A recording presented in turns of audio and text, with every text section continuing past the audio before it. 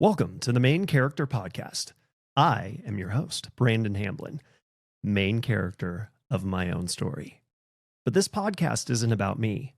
It's about you, and all of you. Every person that has ever lived on this planet, all 8 billion people here now, all that came before us, and all that will come hereafter are the main characters in their own story. My aim is to interview people that embody living in their energy and discovering from their perspective what their perception of reality is like. Buckle up. You're about to experience the world through another main character's eyes. I did call Brittany Buckner and I was like, hey, is there anything I should know? Is Brandon crazy? No, I didn't ask that. You already know that. I was just like, hey, how do you steer, because I listened to a few. Okay, yep. And I listened to Adriana. Oh, with and no video? Hers was well, I wasn't watching videos anyways. Oh, you were just listening. Yeah, because otherwise it's like, if I'm going to listen. So yours is the only podcast I've ever listened to in my entire life. Thank you. I'm not a podcast person. I had to download it for you. I appreciate it. Okay. Well, actually, I think I even downloaded Spotify for you. Oh, well, yeah. thanks. I went all out. Oh, fancy. But it's either that or music, and I'm always doing something else. Right. But I was listening to Adriana, and hers was very, very much work focused. Yes. Whereas Brittany's wasn't as much. We're all over the place. And hers was daring. So then I was just kind of like, I don't really know what to do for me, you know? So, and she said, don't worry about it. It's going to be fun. It always is. Literally don't even sweat it. So I was like, oh, okay. And sometimes we go chronological, like yesterday with Heather's. Mm-hmm. We were going chronological and I realized, well, shoot, she's got so many stops along the way that we ran out of time. And so she even texted me this morning and she's like, oh my gosh, we need to do a second one because we need to deep dive on this thing and that thing. And so it gets more philosophical and topic specific. Yeah. And so, yeah, some are super chronological. Some are more about work. Some are, they're all over the place. Okay. So, okay, maybe that's the good setup. Yeah. That's how we're going to do this. Okay. Well, so I feel like mine's really unique in the sense that I'm the oldest of 12 kids. So that has really impacted every single part of my life. The other thing is I was homeschooled. That's also impacted every single thing. So a lot of limitations that people would see, I don't. Yeah. I was just in the Washington State and Idaho State Home Builders Association board meetings. Yes. And a lot of women are talking about how limited they are in the construction industry. And that has never been true. And for me, or anybody else that I know closely, because I believe those limitations are perceived, not actual. I think that's so true. So, but again, it all comes down to how you're raised. Totally. Because if you're, in the public school system, you're around a bunch of people your own age. Yeah. You don't get exposure to anything else. For me, I didn't have that. I was around my brothers and sisters and my mom and dad and their friends. Yeah. So I wasn't impacted. I didn't have to try to fit into social norms. Right. I didn't know what was cool or wasn't cool. You just did you. I would wear whatever I wanted to wear. And there was just never any feedback. That's perfect. In a negative way. Yeah. So I think especially because kids are so mean. Well, and that carries over for your whole life. And so I think that makes it harder for me to kind of know where to focus because we're going back to Genesis. Yes, we are. And you know what I mean? It's a long way. The Bible's got a lot of pages. It's got a lot of pages. How do you tell that story in 3 hours? I don't know. Yeah. So, I don't know. And I don't want to get stuck on anything. Yeah. Because I do think we can get it all done in a really short, concise manner somehow. I like it. Okay. So let's go with some of those themes that you already talked about. Okay. Being the oldest. So I'm the oldest of 4. Okay. And I'm always fascinated by birth order because that clearly has an impact. Yes. Right. And obviously the homeschooling will too. So we'll dabble in that. Okay. But let's go there. What was it like being the oldest of 12? And what's the age range? Because for me, I've got one that's 3 years younger, 7 years younger, and 15 years younger. So I've got that wide age gap of there is a generational difference, right? A couple millennials and then a couple Gen Zers. And there's a difference there. But then there's a responsibility that comes with being the oldest.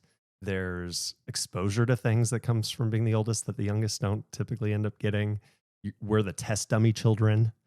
What was that like for you? Definitely, I was the guinea pig for the parenting planning.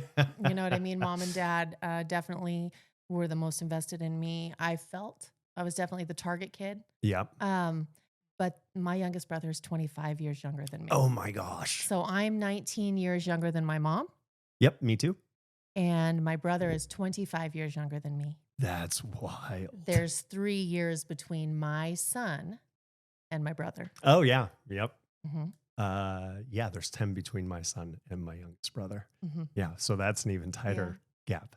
Yeah, my family were very, very close. Yeah. Like, and they're all overwhelmingly successful. That's amazing. And, you know, my parents, have we started? Yeah. Yeah. Okay. Yeah. So my parents are trailblazers.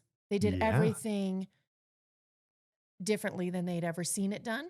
Well, I was going to say, did they come from big families? Okay, so my dad is the 6th of 8 children. Okay, so big family. Born and raised here in Coeur d'Alene. Yep. Both my parents went to Coeur d'Alene High. Okay. And my mom is the 3rd of 4 daughters, but she did have a stepbrother named Butch who passed away. Okay. And she also has another sister named Arlene who's still alive, and my mom is in communication with. But yeah, I mean, neither one of them had really, really present fathers. Okay. And both of them, the fathers were alcoholics. And both of them came from a home where their mother was pretty abused. Yep. And emotionally not thriving. Yes. Yep. And they were both in poverty. My mom also went to Coeur d'Alene High. She was also raised in this area with her 2 sisters, and then her 2 older sisters and a younger sister. Got it. But like, I mean, if you look at, I mean, they didn't get approval from any side. Oh, they were truly trailblazers. So were they high school sweethearts? How did they? No. I think they were at the Iron Horse, downtown Coeur d'Alene. Classic. My mom was in there, not quite 21. In fact, I believe she was 17. And my dad was somewhere. He was 21. Okay. Yeah. And my dad, was really, really drunk at the time he met my mom. And my mom... We're repeating a pattern here. That's not good. Yeah, and he said that the only thing he can remember from that night was seeing my mom and that he got her phone number. And that was everything that he remembers. And then my mom, she said, as soon as I saw your dad, I went over and I stood by him, and I just knew that he was my husband. Wow. And she said, I smoked cigarettes at the time. And your mom's a rebel. I love it. Yeah, she used to ride with like the Hells Angels. And, yeah. From a young age, like 13. Like it wasn't like a positive situation. But when you've got an absent alcoholic father, you need some kind of father figure. Hells Angels, why not? Yeah. I don't know. But she said that she went and stood by my dad, and she knew that he would not approve of her smoking cigarettes. Oh. So she never smoked a cigarette again. Wow. Until they got divorced. Wait, say what? Yeah, they got divorced. They separated when I was 27. And then they proceeded to have 2 or 3 more kids after that. I mean, why not? Yeah. I mean, they were good at it. Yeah.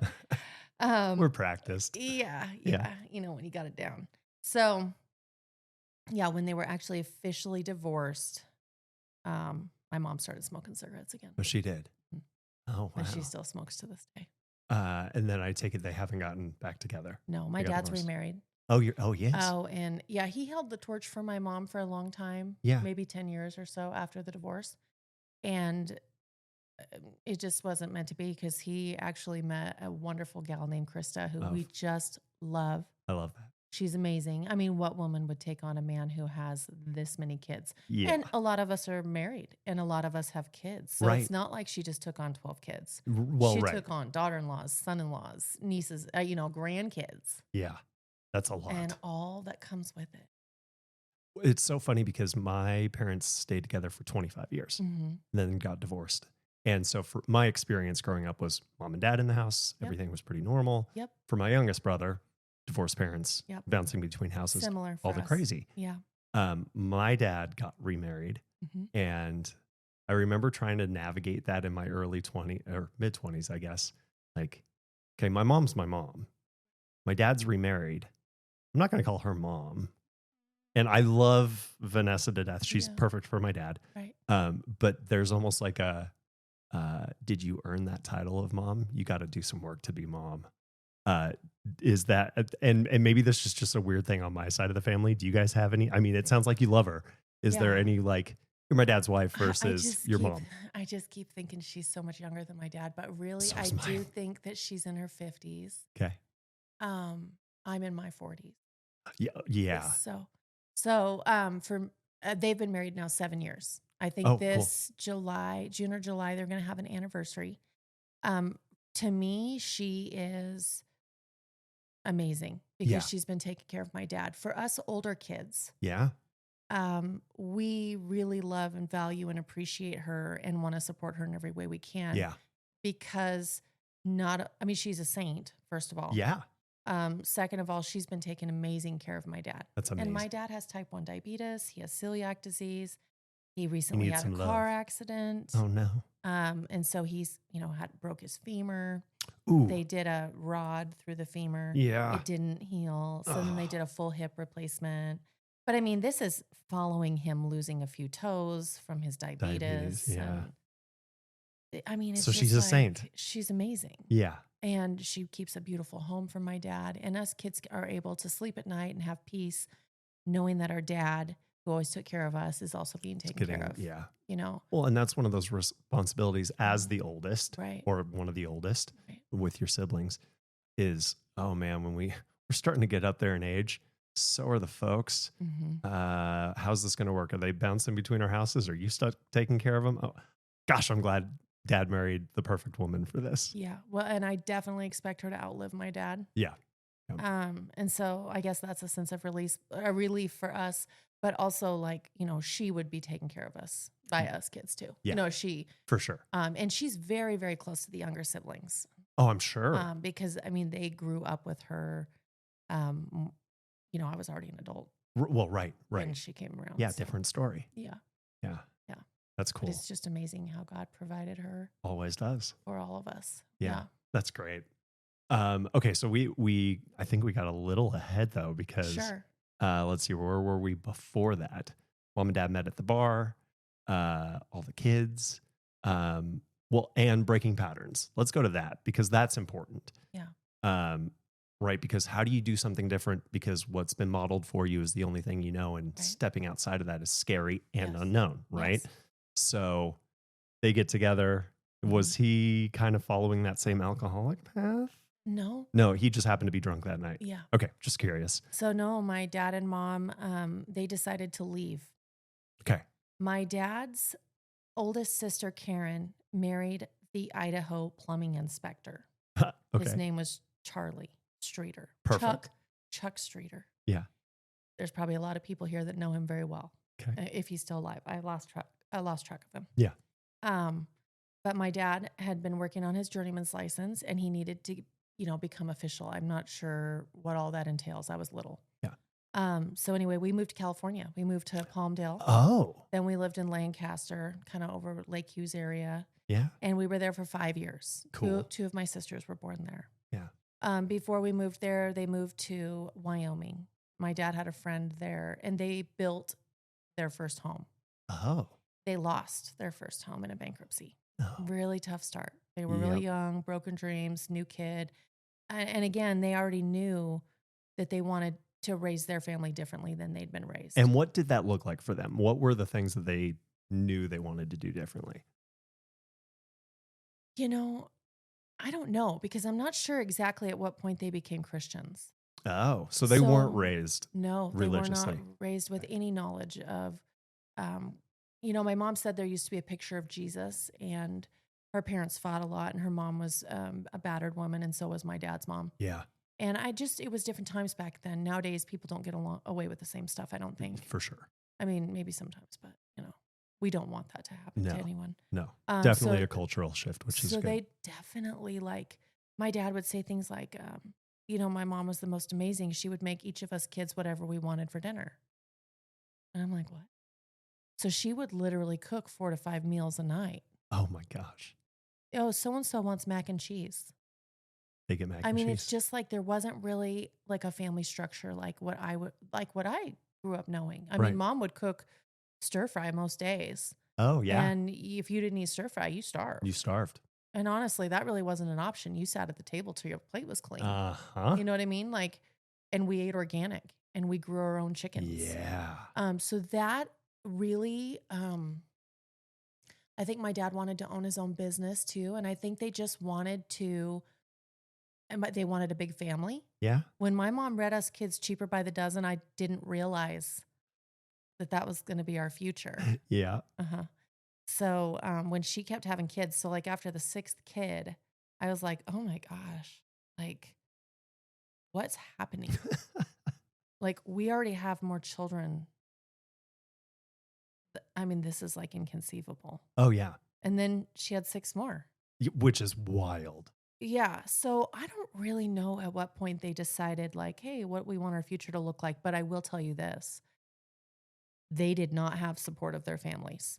Which is wild. At all. Because my that seems like such a, this is the successful thing. Yeah. This is a good, stable situation. But it was Why wouldn't weird. you support that? Well, because it was weird. We lived out in the country. So we came back from California. We moved in to help my grandma. Okay. She passed away. I just remember with his inheritance, we put 2 window wells in at our house in Priest River. What's a window well? It's so that you can have kids living in the basement. Like you have to have an escape route. You dig it out, you put the window and the window well. We were able to purchase 2 window wells with his inheritance. Cool. So I think that runs about $1,800. So it wasn't like there was a big inheritance, right? Yeah. We bought our house for $57,000. It was a repossession in Priest River on almost an acre. I would do anything to be able to get a house for that price. Yeah. Let's not discuss it any further. How many acres? It was less than an acre. And it was across from Lamana High and Priest River. Oh, cool. Like right in that area. Yeah. And they just did not have support from their families. My dad didn't, and neither did my mom. They're not close in any way. My mom used to talk to her sisters, but for one reason or another, that just fell out. It fell out. And then my dad and his siblings, I mean, he's been pretty close to his Aunt Sue.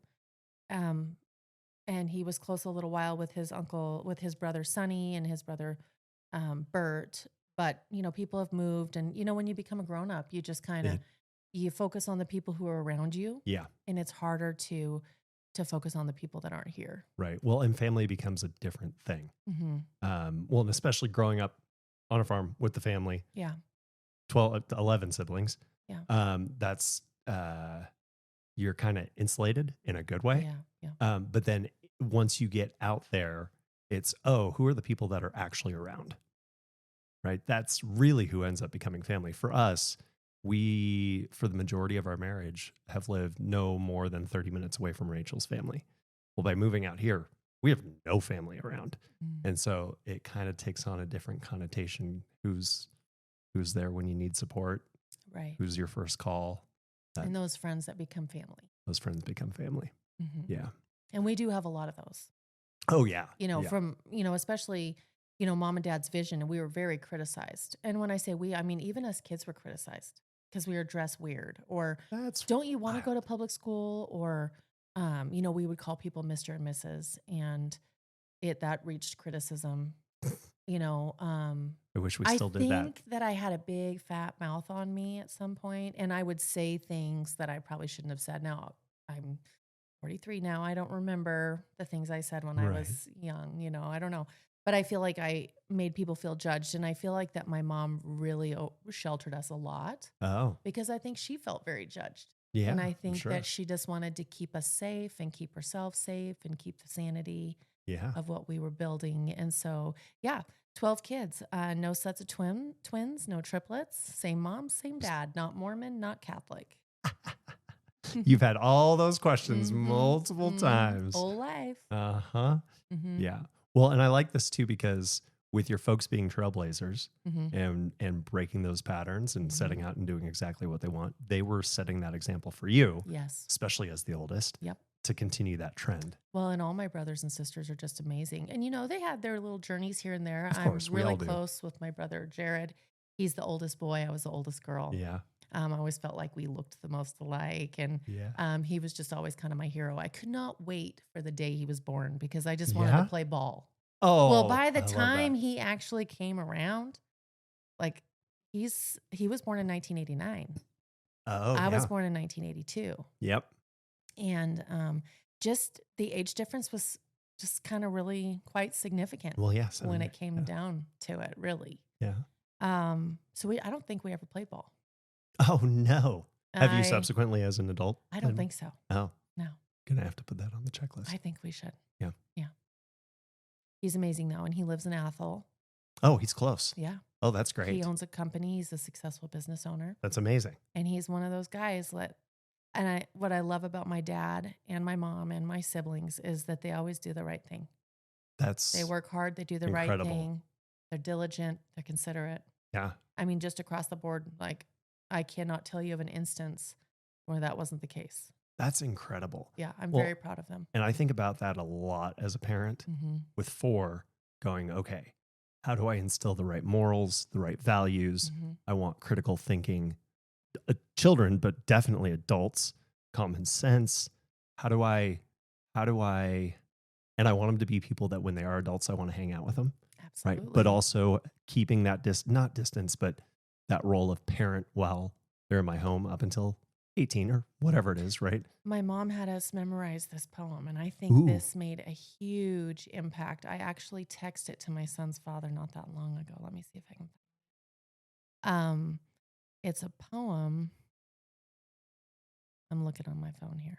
But yeah, I mean, this was a big, yep. It's called A Little Brother Follows Me.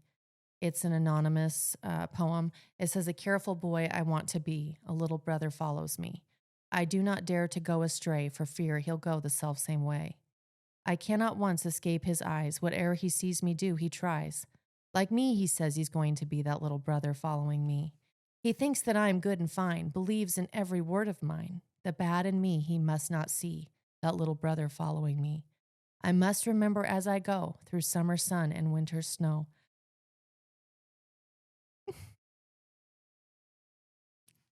I'm building for the years to be that little brother following me. I love that. That was a huge deal to us. Yeah. We all memorized it and we took it very seriously. And like literally to this day, I mean, most of us are, adults. My youngest brother just graduated from high school like a month ago. Oh, congrats to him. That's so cool. So, but yeah, I mean, I just can't, really express as the oldest kid, like how huge that was for me. Yeah. And I think that that's still the case. Oh yeah. Well, I mean, that's a lot of responsibility. But what a good way to keep yourself in check. Yeah. And I think there's a good recognition in there that we do have the good and we all have that stuff in us that we don't like so much. Yeah. And we're always working on. Yeah. But yeah, that especially as the oldest. Yeah. Because I thought about that all the time growing up. Yeah. I've got 3 younger brothers, and my dad. I love that my dad has always instilled that in this in us. And him and I talk all the time. He's probably one of the people I talk to most frequently.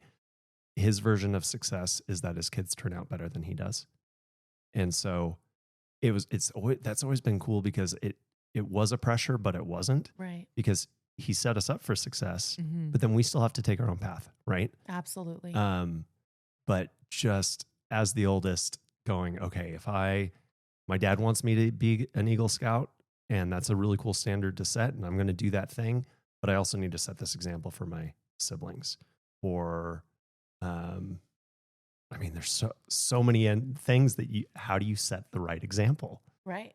And you've got a little boy following you. Mm-hmm. Well, and too, like, it's kind of interesting thinking back about my brother Jared because we were both the oldest. Right. Like I was the oldest girl, he's the oldest boy. And then I'm assuming there's a couple girls in between. Oh, yeah, there's 2. Yeah. 2, okay. Yeah, yep. And so me and Jared, we both kind of made some of the most epic mistakes. Of course. We did. Yeah. Yeah. I mean, I got married very young, still a teenager. And then I got divorced at 21. Okay. I had my son in my late 20s. Yep.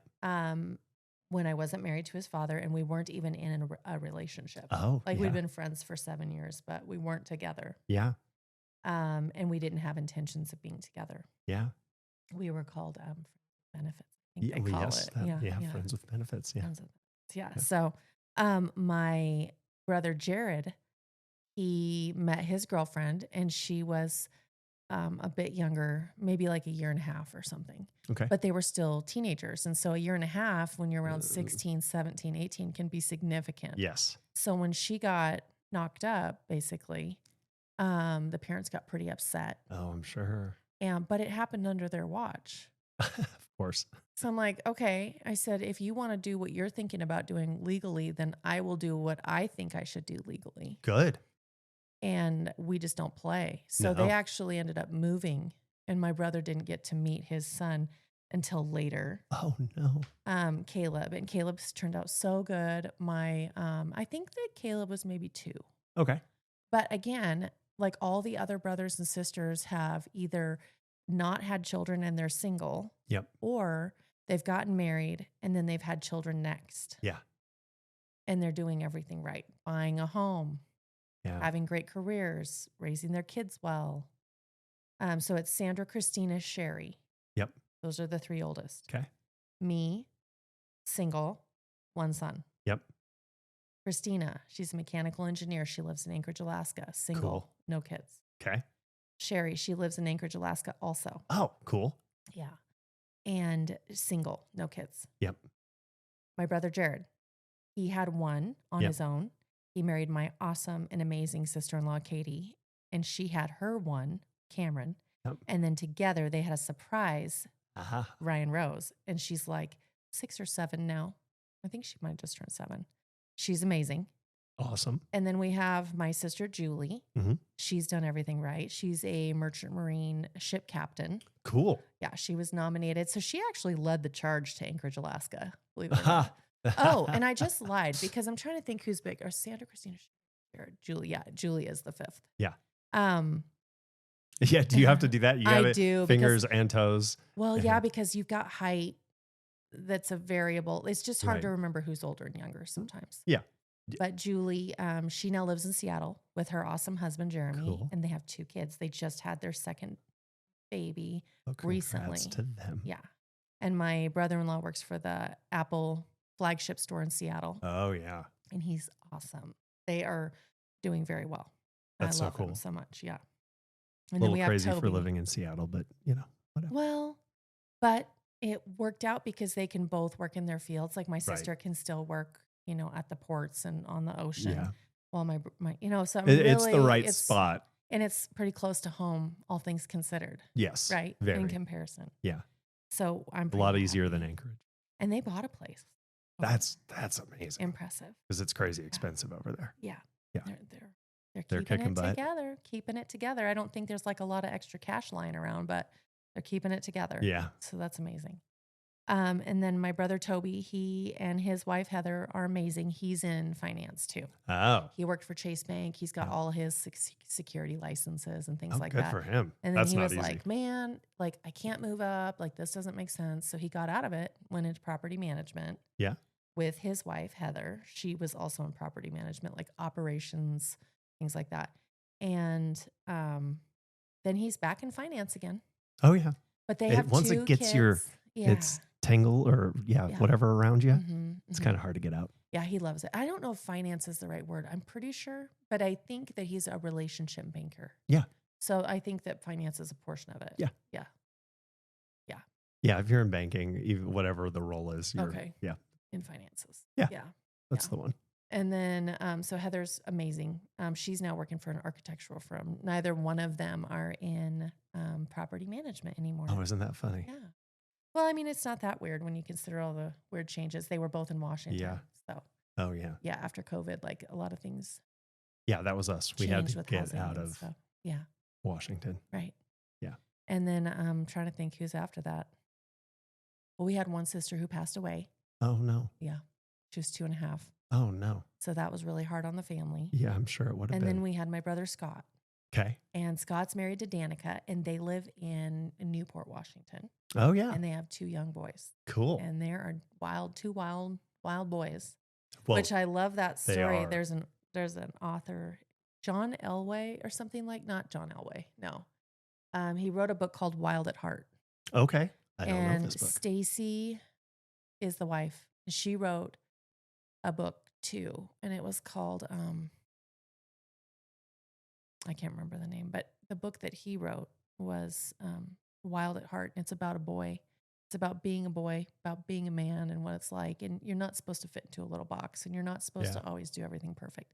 And I think that my brother and his wife are raising their boys perfect. Oh, I love that. And they've bought their own home. I mean, they don't own anything, but they've signed on the dotted line for a 30-year commitment. Cool. That's how I like to word it. Yeah, that's a good way of wording it. Yeah. And taking all the financial responsibility. That's amazing. Yeah. So I'm proud of them. And my brother will be taking over my dad's plumbing company. Oh, cool. Okay. Yeah. He's licensed. He's a licensed plumber, and he's doing a majority of the work now. Nice. Where's that headquartered? Priest River. Priest River. Cool. Yep. Very nice. And then we have my sister, Rebecca Lynn. She's getting her commercial license to be a pilot. Oh, that's cool. Yeah. Yeah. She's amazing. And where are we at on age now? How old is she? She's in her mid-20s. Okay. Like early to mid-20s, I think. Oh my gosh, I didn't take my allergy pills today. Oh, I'm sorry. The cat likes this room. Oh, I love cats, and I refuse to admit that could be part of the problem. Yeah. I'm sorry. And then I have my brother Steven. He's a Marine. Oh. And he is just amazing. Yeah. Very physically fit, very capable. So Sherry, my sister, she's into she has Lyme's disease. Oh. And she's learned to live with that. She's advocated for her own health. Yeah. She has set up her apartment basically to be a medical facility to maintain the best quality of life possible for her, with red light and different types of therapy. And I don't know what they're called. Yeah. And then she is, at least within the United States, recognized in her age group within the CrossFit world. Oh. So she has she's done a beast. Incredibly well. Yeah, she's amazing. That's so cool. Yeah. And then Christina, she's a international athlete. She oh my gosh. does extreme marathons. She's the mechanical engineer. Oh, yeah. And she owns a home on her own. Look at that. I know. All your siblings are doing amazing things. Amazing. And I haven't mentioned Susan or Tyler, but they're doing great. Tyler just graduated. Yeah. And I think he's doing some odd and end jobs in the construction field. Cool. And then my sister Sherry, or Susan, she's going to school. That's amazing. So. Well, okay. And the other thing I like about this too is started off with, laying out, okay, it sounds like what first 3 girls, no kids. Yeah. And just kind of the younger ones learning from us older ones. Mm-hmm. And the age thing is always entertaining to me because, we're in that midlife crisis range, right? Of, okay, wait, am I actually where I want to be? What do I want to do? Do I change now? And it almost gets scary to make changes because we get so embedded in what we do. Whereas you look at your younger siblings and the world is their oyster, right? Especially your brother that just graduated. It's like, dude, you can do anything you want and actually go do that thing. Don't get stuck in this field because it pays well now, but then it ends up being not your passion. Go do the thing that you love. And it sounds like a lot of your siblings did that. Yeah, I think that they did. I think there are real limitations to kids today. Oh, yeah. I mean, the ability to afford to live on your own is further from reach than what it was for us. Yeah, for sure. It's certainly not a $57,000 property. No. So when I was a kid, I bought my first house and I bought mine on my own. It was $130,000. Oh, cool. Yeah. Yeah, but I lost it during the housing crash. And oh, yeah. Only because I was an Yeah. Yeah. I know. That's a good example of, man, if I could go back and do things differently. I know, but we can't. No, we learn and apply it differently. But I had my brothers and sisters move in with me when they moved out of mom and dad's house. Oh, cool. And so I charged $375 flat, and that included their room, shared chores. It included internet. Yeah. Back then we didn't have computer phones. And we didn't have, it was like the flip phone was the standard at that point. Yeah. There might have been a few smartphones. I don't know. But it was inconceivable to us kids to buy a phone. Yeah. I mean, you got a phone with your cell phone plan. Cell phones were more expensive per minute back then. Oh, yeah. So they would give you a phone. Right. You know. But anyway, so they learned how to be roommates, and that's really carried them through a lot. We had shared space. I would do, if you didn't want to do your chores or you didn't do your chores, you were paying me to do your chore for you. Yeah. And I like they that learned setup. it. Shared space, strictly respected. I mean, you don't just come in the house and leave your book bag on the floor. No. Because you've got 4 other roommates here, and that's shared space. Yes. So we really figured that stuff out. And so that's helped the younger kids. And I really do think, I think that having roommates is the way to go these days. And I don't think kids should stay at home. I do think that the kids need to move away. Oh, yeah. Okay. I think kids need to get up and go. Yeah. They need to see if they're going to sink or swim. Right. And they need to get do out some of the hard nest, things. see if you can fly. Yep. And they need to do the hard things, and they need to go. Well, and I think that's true across the board. Mm-hmm. We need to do hard things. Yep. And it's hard to do hard things when you're in a comfortable environment. If you know mom and dad are 5-minute drive away, yep, you make decisions differently. For sure.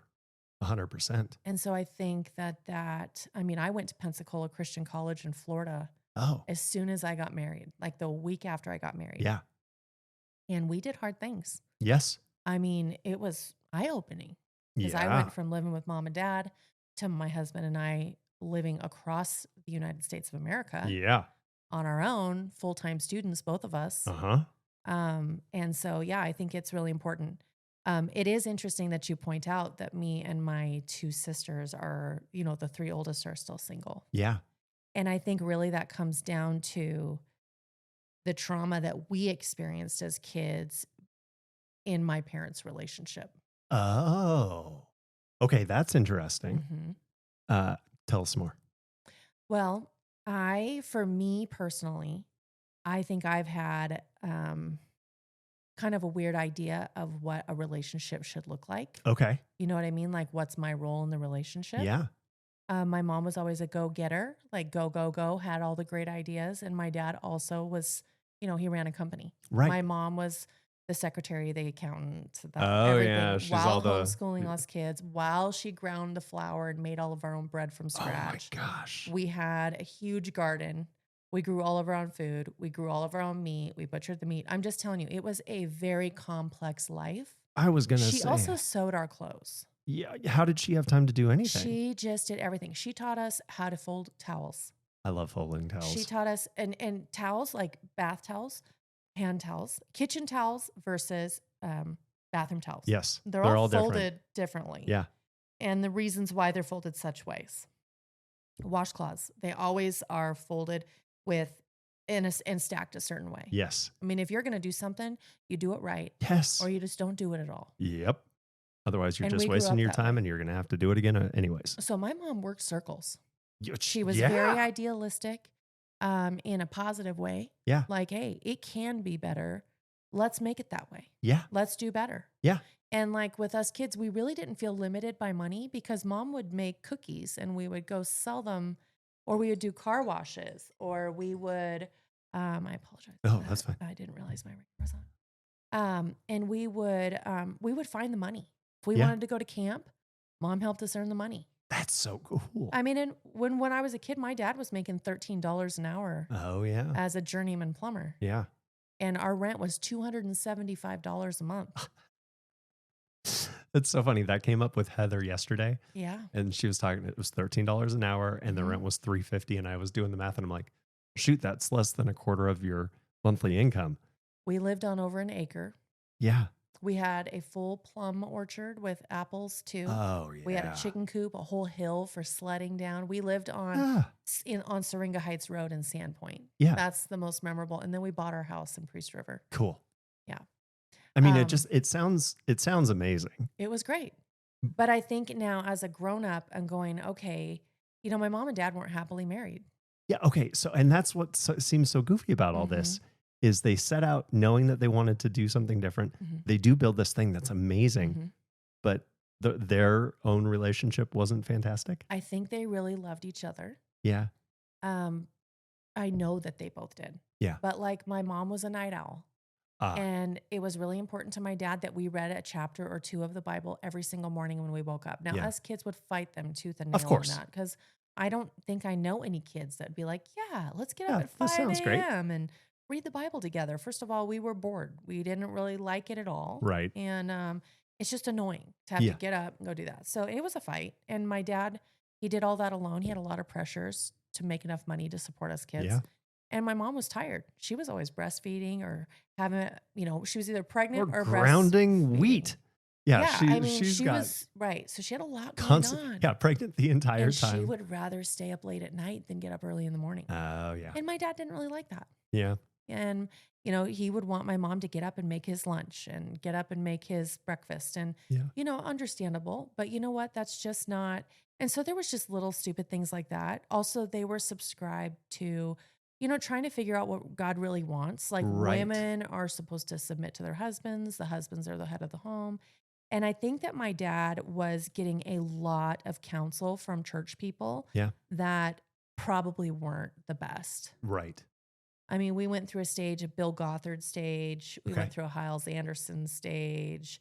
We went through a couple different stages of religion. And basically now we're all non-denominational completely. I was going to say, none of us love religion. I think the greatest takeaway for me was no matter how great you are, you're never going to be good enough. That's how it always was. And it's like, you know what? That's not God. Yeah. At all. Right. He is grace. He is mercy. Period. Yep. And he is the most capable of forgiving anything. And yet here we are nitpicking everybody. Yep. And I can't handle it. No. And I have a complete, I'm repulsed by it. Yeah. So then what does practicing religion or spirituality look like for you? Having just a close individual relationship with God. And I may or may not go to church. Yeah. I may or may not read my Bible. Yeah. I do pray very consistently. Yeah. I pray for my customers. I pray for my siblings. I pray for myself. I pray, like I'll be riding my motorcycle down the road and all of a sudden I'll get a little bit scared and I'll be like, God, please keep me safe. Yeah. I thank you for my life insurance policy. Yeah. I mean, just trying to keep it real. Yeah. Because that's the thing about God is it's a one-on-one kind of situation. Yeah. So, but yeah, I don't mind going to church. I like to go. I think it's fun. And I do get things out of it. I'm not opposed to church. Yeah. Yeah. But as far as like the three girls kind of being single. Right. And I really just think that, first of all, I don't think we've met the right person. Yeah. But I also think you don't really meet the right person until you are the right person. Yep. And I think there's been quite a journey. And I don't know if that'll ever happen for us. I don't think that every single person is supposed to get married. Right. But I was definitely supposed to be a mom. Yeah. And my son's awesome. Yeah. Yeah. So that's been really cool. Okay, so there's a lot there. Let's stay on that thread for a minute. Sure. What is it like being mom? Why is your son awesome? All those things. Oh yeah. So when I first became a mom, I had been a bartender forever, like 10 years. Yeah. Okay. And I just loved it. I didn't bartend. I was literally a bartender. Yeah, it was my whole entire identity. I was just obsessed with it. Every time there's a really good bartender, like there's such cool energy in the bar. It's fast paced. You are in control. Yeah. Right. And so is that intoxicating? Is that, I can imagine there's just a thrill with the whole thing. You get very attached to the importance that you have in other people's lives. Oh, so that's well for said. me, like I was very attached to my customers, not in like a weird way, but like in a mom way. I've always kind of been the mom. Yeah. And I don't really know why, except for I never sunk into like the craziness. Like I never did the after parties. I never slept with my coworkers. I never, stole or, did some shady shit. Never got in trouble at work. Good rules to live by. Just did my thing. Always tried my best. Yeah. Yeah. I mean, the owners, like when we worked at this one club called the Marquee, one of the owners was like, dude, if you want to know, how to do it and what to look like, go see Sandra. And I was like so flattered. I was like, what? He goes, she's got to figure it out. That's I'm like, amazing. but that was my goal. That was Yeah. my heart, you know? Yeah. And so to see that it was being recognized, and I was in my really early 20s back then. Yeah. Just barely. And where were we at on that? Oh, talking about Mom being a and mom. yeah. So I became pregnant while I was still well into my bartending career. And I had told my siblings. So I had my sister Julie, her best friend Catherine, and my brother Jared and his girlfriend, I believe was Ashley at the time. And I think Sherry was living with me. And I had said, I'm bored of this life. Oh, Like you manifested change. And I just said, I think I was 26 and I was like, I am bored. Something has to change. Like, I'm not interested in holidays anymore. I've already completely remodeled my house. It was where I wanted it to be. Yep. It was a turnkey situation. And I knew I didn't want to be a bartender forever. Right. But I also didn't want to have I would wake up in the morning and that would be like 2 or 3 in the afternoon. Yeah. And I would go outside and just be like, this is a terrible life that these people are living. Like everybody's grouchy, everybody's in a hurry. And I'm like, there's no way I want to live like that. Right. I lived in my own little world, but I loved it. Yeah. So then I became a mom and I was like, well, and one thing I took away from my customers is, they were raised, a lot of kids were raised with parents that weren't available to raise them. Yep. And it's gotten worse and worse. Yeah. And it's sad. And I said, there's no way I'm going to be a bartending mom working nights and weekends. Yeah, no. I won't do it. You can't. So I talked to some of my customers and I started working for Dave Black of NAI Black. Oh, yeah. Okay. Okay. And he was one of my VIPs at the Marquee. And Greg Templeton is a very close family friend and his wife, Kelly. And they just kind of made all of that happen for us. And I was working for like $12.15 an hour. Yeah. And boy, is it hard to wake up for that kind of money. Yeah. Especially because I'm sure you're getting tipped well. And I was making about $10,000 a month in cash. Good night. As a bartender. That's good money. At that time. Yeah. Yeah. And then $12.50 an hour. Right. Yeah. Mm. So anyways, I ended up letting my house go. Oh, you did? After my son was born. Oh. And it was a 5-bedroom, 2-bath house across from Shaw Middle School in Hilliard. Oh, yeah. And I could not sell it. Really? I was like, hey, I can't keep living here because it's too much house for me to take care of. Yeah. I mean, I had a horseshoe driveway. Yeah. And I had a full lawn and it fenced and it was like great, but it was a 5-bedroom, 2-bath. That's a big house. I didn't feel like I could maintain it on my own. It felt like too much space. I felt like I'd have to have roommates. And then I had postpartum depression for 3 years. Oh, yeah. Didn't know it because no one used to talk about those things back in the day. So I made a really, really poor decision. And what that looked like is I posted my house up for sale. I had a great agent, really good agent, highly recommended. I was selling my house for about $40,000 less than I paid for it. Oh. And the underwriters did not review a single offer. What? No. They nuts. Never even looked at it. That's crazy. So nobody could buy my house because the underwriters never reviewed any of my offers, any of the offers that came in. Oh, no. Mm-hmm. That's so nasty. Terrible. Yeah. Mm-hmm. Again, do it differently now. Yeah. But at the time, you don't know. No. And I wasn't in the headspace to be able to make smart decisions. I was really in survival mode. Yeah. Yeah. Well, I had a lot of support from my mom and Kelly and Greg Templeton, who I was telling you about. Yeah. A lot of support. They helped me tremendously. I mean, Kelly was taking care of Dawson at 3 weeks old. Oh, wow. Yeah.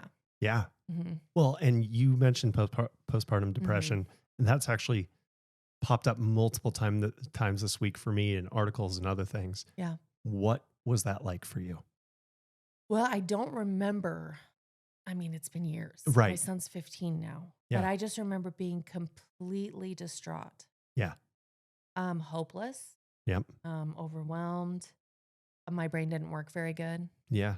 I really felt like I had nothing figured out. And I was basically like a deer in the headlights. And I just was like starving. Yeah. Like it was just really a bad position to be in. Well, and isn't that interesting because you've kind of in a way got it all figured out, right? You've got the house, you're making $10,000 a month doing something that you're enjoying and you're really good at. And this is getting kind of boring. And you manifest some big change and then it's survival mode. Yeah. And I Just think we going through get the to those motions. points in life where we really like the respite, right? We like okay, I finally conquered this mountain. Yeah. I can breathe a little bit. This is great. Yeah. And then we go and we seek that next adventure. And it's like, yeah, by the way, you have to climb again. Enjoy. You're going to be out of breath. You're going to be tired. You're going to be miserable. Yeah. But you chose another mountain to climb. Well, and then it was just really weird too. And I think part of that depression was how different my life looked. Yeah. Oh, for sure. A huge portion of it was that. And then I ended up getting involved with Amway. Oh, okay. Yeah. Which I don't completely regret. I like probably 90% regret. Okay. All right. 10% am thankful for. What's the 10%? The personal growth. Yeah. But I'm not in contact with any of the people that I used to be so close with. Yeah. They sold a dream that really wasn't within reach. It really wasn't tangible. Like it really wasn't something that, I mean, yeah, is it possible? It's also possible to become, a famous basketball player. Right. Even though you're 5'3". Right. Right. Odds are kind of stacked against you. Yeah. So, I mean, I really feel like, I was just trying to figure out like, how can I be the best mom possible? And still have some element of control in my life because I went from ultimate control of my life. Yeah, you did. I mean, I traveled internationally. I was able to always get my shifts filled. I was able to make more money just like that. Yeah. And then you go working from 8 to 5 with zero control, no ability to increase your income. Yep. And like, it's really just a dead end road. Oh, yeah. Is how it feels. Yeah. And I lived at this apartment up on the South Hill and my rent was $565 a month. Okay. And my childcare bill was $945. Uh-huh. And there really wasn't a great relationship or any relationship at all with my son's father. Okay. Yep. So I was literally a sole parent. Yep. My son there was a DNA test when he was like 3 weeks old. Yeah. And maybe 2.5 actually, I think. And he was 99.99% positive. And I knew that because I hadn't slept with anybody else in like that I could even remember. Yeah. Right. I was never slutty. Yeah. It's like, okay. So he was just absent and it was really hard on him. And he's got his own story there. But the good news is he's a good man and he has been in Dawson's life since Dawson was 9.5. Oh, so good for him. Yeah. Yeah. That's good. And Dawson has brothers and sisters and cool. They live in California. Oh, yeah. Yeah. Yeah. Yeah. And Creston's a Montana boy. So I think there's probably part of that like wild spirit maybe that my son has too. So it's not all my fault. There was another source that added a bit of that. Yeah, I think so. And that's good. But yeah, I really do like being a mom. There's definitely been some challenges.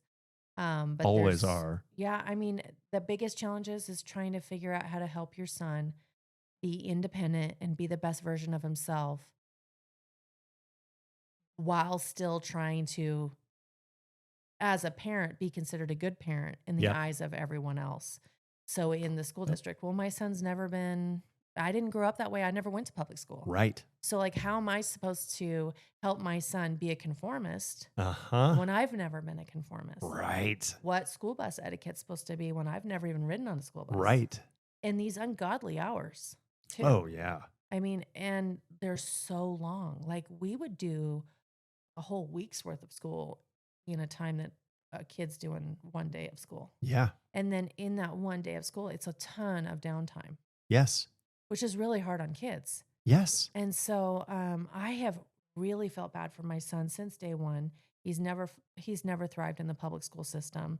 We did the whole thing like, I'm going to have to help you get your homework done. Well, then Common Core, it's like, man, I went into the school and I'm like, can you explain to me why, what is this Common Core? Like, I know how to do long math. I know how to do math the way that they said would never change because math is math. It's math. Yeah. And I would go into the school and I'd be like, I need you to teach me how to help my son with this Common Core math. Yeah. And they were like, I don't know why. So I literally had to go to YouTube. Oh, yeah. So now I understand the logic of Common Core. I understand how it's the way that their brain these geniuses who designed it. Yes. It's how they want you to visually see a problem and work it out in your brain. And that's what Common Core is. Yes. How to put it in pieces. Yeah. Here, but you have to write it down on paper. Right. So I was like, oh, dude, I can help my son with this. Yes. I mean, and they give you like 5 different ways to reach the same answer. Whereas when I grew up, there's just one way to get the right answer. So I understand why a lot of people had a hard time with it, but my son's very good at math. Oh, yeah. Cool. So I'm not mad about Common Core. Whatever. Yeah. Whatever works. We'll see. And I like that. And just a quick rabbit hole there. Yeah. We did that exercise in EBC, a month ago, where I had everybody close their eyes and visualize. And some people can see an image as clear as day in their mind's eye, and some see nothing. Right. And I like doing those kind of math things too, where it's like, okay, what's 28 times 36? Or name the math problem. Sure. And you ask 5 different people, and they're all going to figure out that problem differently. And so I'm glad that you said that there's 5 different ways to visualize to get to the thing, because that is my problem with everything in the education system is they teach you their way. Like, okay, hold on. You've got a room of 30 kids in here. Not all 30 of those kids are going to figure that thing out the same way or have the same passion or whatever the thing is. And so I like that you said that it's conformity, because I think that's the biggest failing of the school system is they expect everybody to do it the same way. And is your son going to thrive in that situation? Is another right? Like, it's just, no, there needs to be some kind of, I don't know. I don't really think they expect everybody to do it the same way. I think they expect everyone to behave. Yeah. And get their stuff turned in. I don't really think that it matters how they get it done. I just think it matters that they pass the test, that they turn in the work, that they're conforming. Yeah. Yep. In a polite, cooperative manner. Right. I think that's the main focus. Yeah, that's a good point. So my son spent 6 years in behavioral modification systems within the school district. Oh. Yeah. So we went from, and I have no complaints with the school system. It is what it is. It's just, let's just say it. It's just not for everyone. Well, right. That's okay. Yeah. I think every single teacher, every principal, every volunteer that I met was amazing. Oh, yeah. Oh, their for heart sure. was in the right place. Yeah. They're doing the best they can. And do I like a lot of kids, like all at the same time and all roughly in the same age group? No. Talk about hell on earth. Oh, yeah. I would never want to do what they do. No. Could you imagine No. having nothing but 13-year-olds all day filtering? No. Yeah. No, thank you. So I ended up, when Dawson was young, they were like, oh, he's got autism. Oh, okay. He's got ADHD and ADD. Yep. So we, get him on the medication, and I'm like, okay. And then he's on that for a while, and then they do more testing. He gets on an IEP. Now, all of this was there for his benefit. So basically, he would get more accommodations. Right. Yeah. So, I mean, I just spent really a majority of my parenting career so far advocating for my son. Yep. And trying to make sure that he has everything that he needs. Yeah. And I think really that's what parenting has been to me. Yeah. And I think the hardest part was creating a new identity. Oh. Because for me, leaving the bar scene, that's what I knew. Right. Pretty much my entire adult life up to that point. Yeah. And so, new friends. I was the first one to have kids. And I was definitely the first one to have a kid all by myself. Yeah. And I was definitely the first one to literally be like, I've got to do an about face here. Yeah. Like I'm not going to be out at night. Right. I'm not going out on the weekends. Like I'm taking this thing seriously. And that's that. Yeah. About face. Yeah. You had to completely, and I like hard. that phrasing, your identity. You became a different person. I had to. Yeah. Because I just could not, I wanted to make sure I'm given this one chance. Right. And again, being single and having a child, and I was like close to 30. Yep. So it wasn't like I'm doing this at 21 and I'm living with mom and dad. Right. You had life experience. Yeah. I had life experiences and I had already done a bunch of hard things and I'd already traveled. And I really think the timing of me having my son was perfect. Yeah.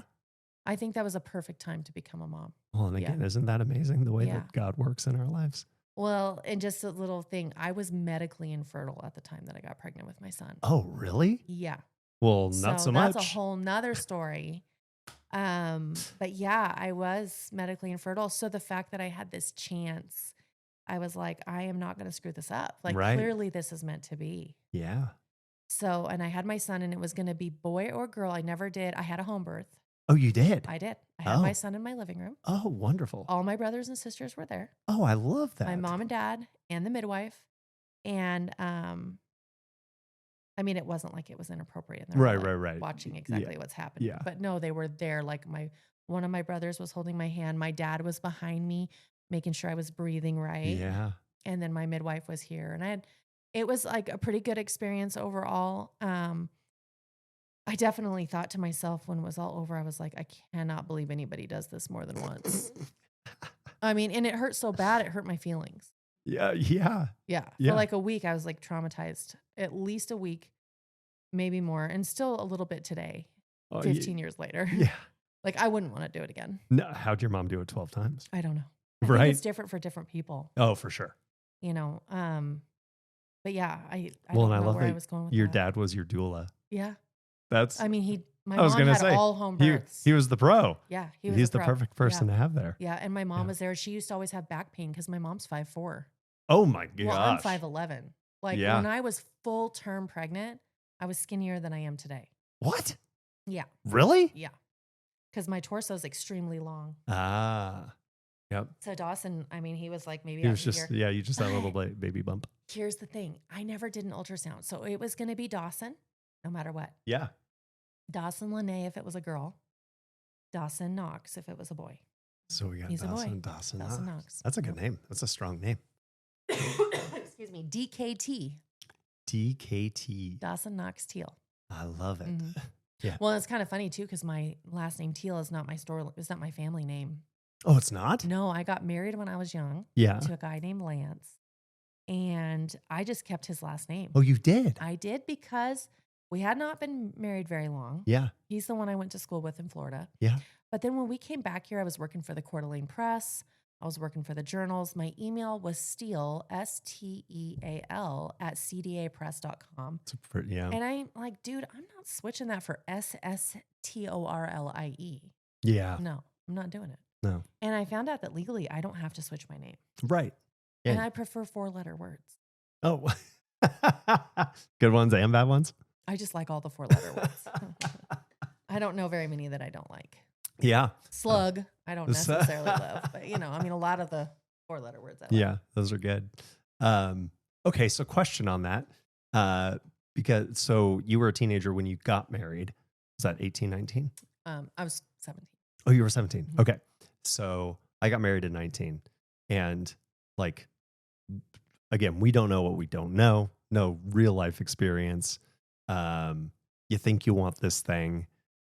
I just hit 19 years. And so like and we were reminiscing and going, okay, we had some struggles. We were dirt poor at the beginning, yada, yada, yada. Mm-hmm. But we pushed through some of those things and we're exactly what we need for each other. When did you realize, and what was maybe not this guy, maybe not this thing? Well, I don't think there was anything wrong with Lance. He was a good man. Yeah. Okay. He was 5'7". I was 5'11". He was 10 years older than me. Okay. I really wanted to get out of mom and dad's house. I really did love him. I mean, I thought he looked like a god. Oh. He was a really great artist. He was a lineman for power company. Yeah. And pull this over just a little bit. And he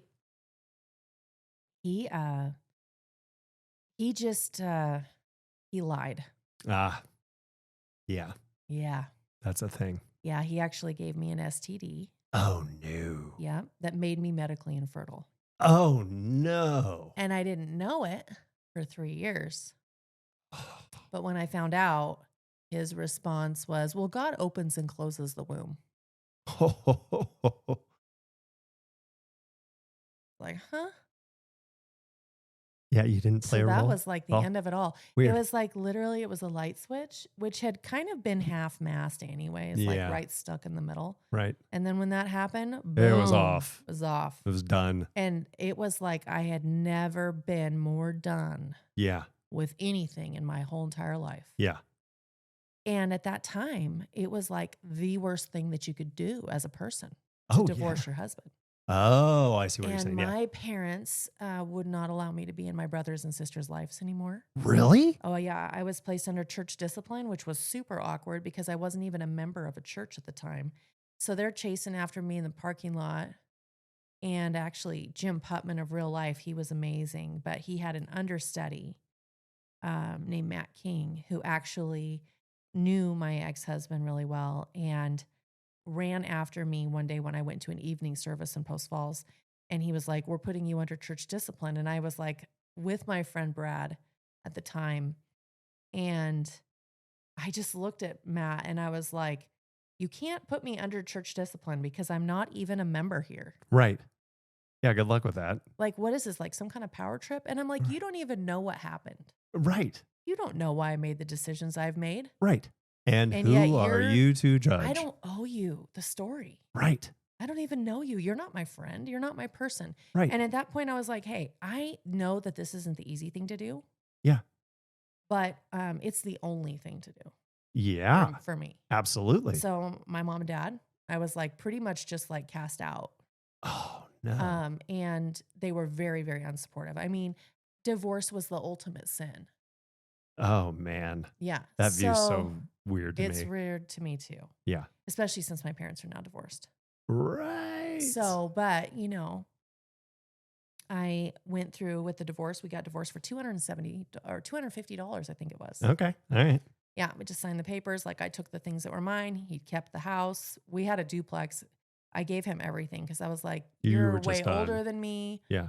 You worked for it. It was your money. Oh, I don't need any of this. Like I'm still young. I can start. Yeah. I can do what you did.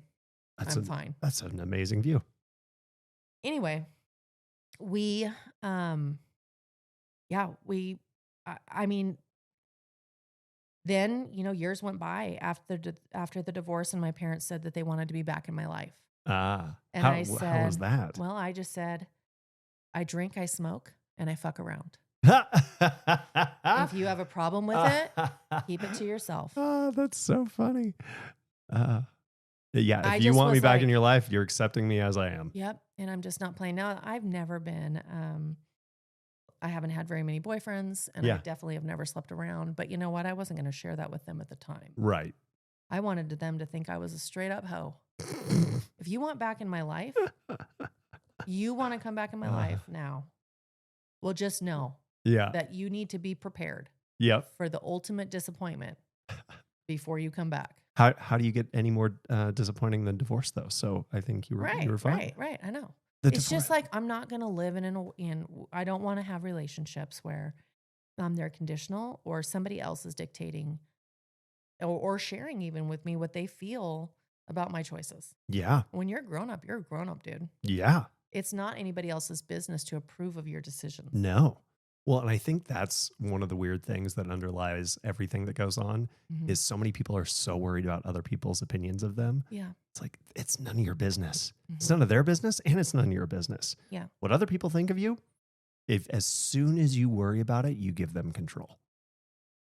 And you make decisions differently. Yeah. So what are you do? Are you live in your life? You live in somebody else's life? If you're making decisions worrying about somebody else's interpretation of the decisions. Yep. Which I think we are kind of conditioned, especially now with social media. So you think the big rollout of Facebook happened in 2007. Yep. Well, now, there's all these memes and there's so many things. And if you post something and you've got, say, 3,500 followers and you've got however many friends, right? You post something, other people know of different things going on in your life, and they're going to interpret said post to mean something different than it does. Yep. So I think that we are conditioned because we know that. Yeah. That we're kind of conditioned to think like, how is this going to be interpreted yeah, in these different circles? Totally. And I think it's prudent. Yeah. But it shouldn't steal from you the right and the privilege of making your choices that you believe are right. Yes, for sure. Well, and So I was going to post something, and I rarely post on social media. And I Okay. think it's so funny because I do, when you do know what's going on in somebody else's life, and then it's almost like the Keeping Up with the Joneses, where they post that their life is just glowing and everything's perfect. And you're like, no, it's not. I know it's a hot mess and I you know. haven't been out of bed in 3 days. Right. Exactly that. But also at the same time, like I was thinking about posting this thing and it had nothing to do with anybody. But then I thought, okay, my dad's always on social media. He's going to read that and think it's about him. And this person's going to read it and they're going to think that, like, is it worth having to, the next time I talk to my dad, don't worry about it. It wasn't about you. Like, okay, so it did kind of steal from my ability to just post what I wanted to post. But it was a good reflection in going, do I really need to post this thing? So, right, it's that weird double-edged sword of, I don't want anybody to control me and I need to be able to express me. But is it worth expressing? I don't know. Impulsivity looks different. It for sure does. I mean, we can impulsively post something. Yeah. So I ran across something the other day and I really wanted to post it. And I'm like, man, I don't think I can because I think it's going to be misinterpreted. It says, Yeah. you don't lose friends, you lose undercover haters. Real friends can never be lost. Yeah. Great Now, post. do I believe it? Yeah. Yeah. But are other people in my life going to think I'm talking about them Right. or somebody else because there's been some talk? So I was like, I'm not going to post that. Yeah. I just saved it for myself. Yeah. Yep. Well, and that's who it's for in the end anyways, is yourself.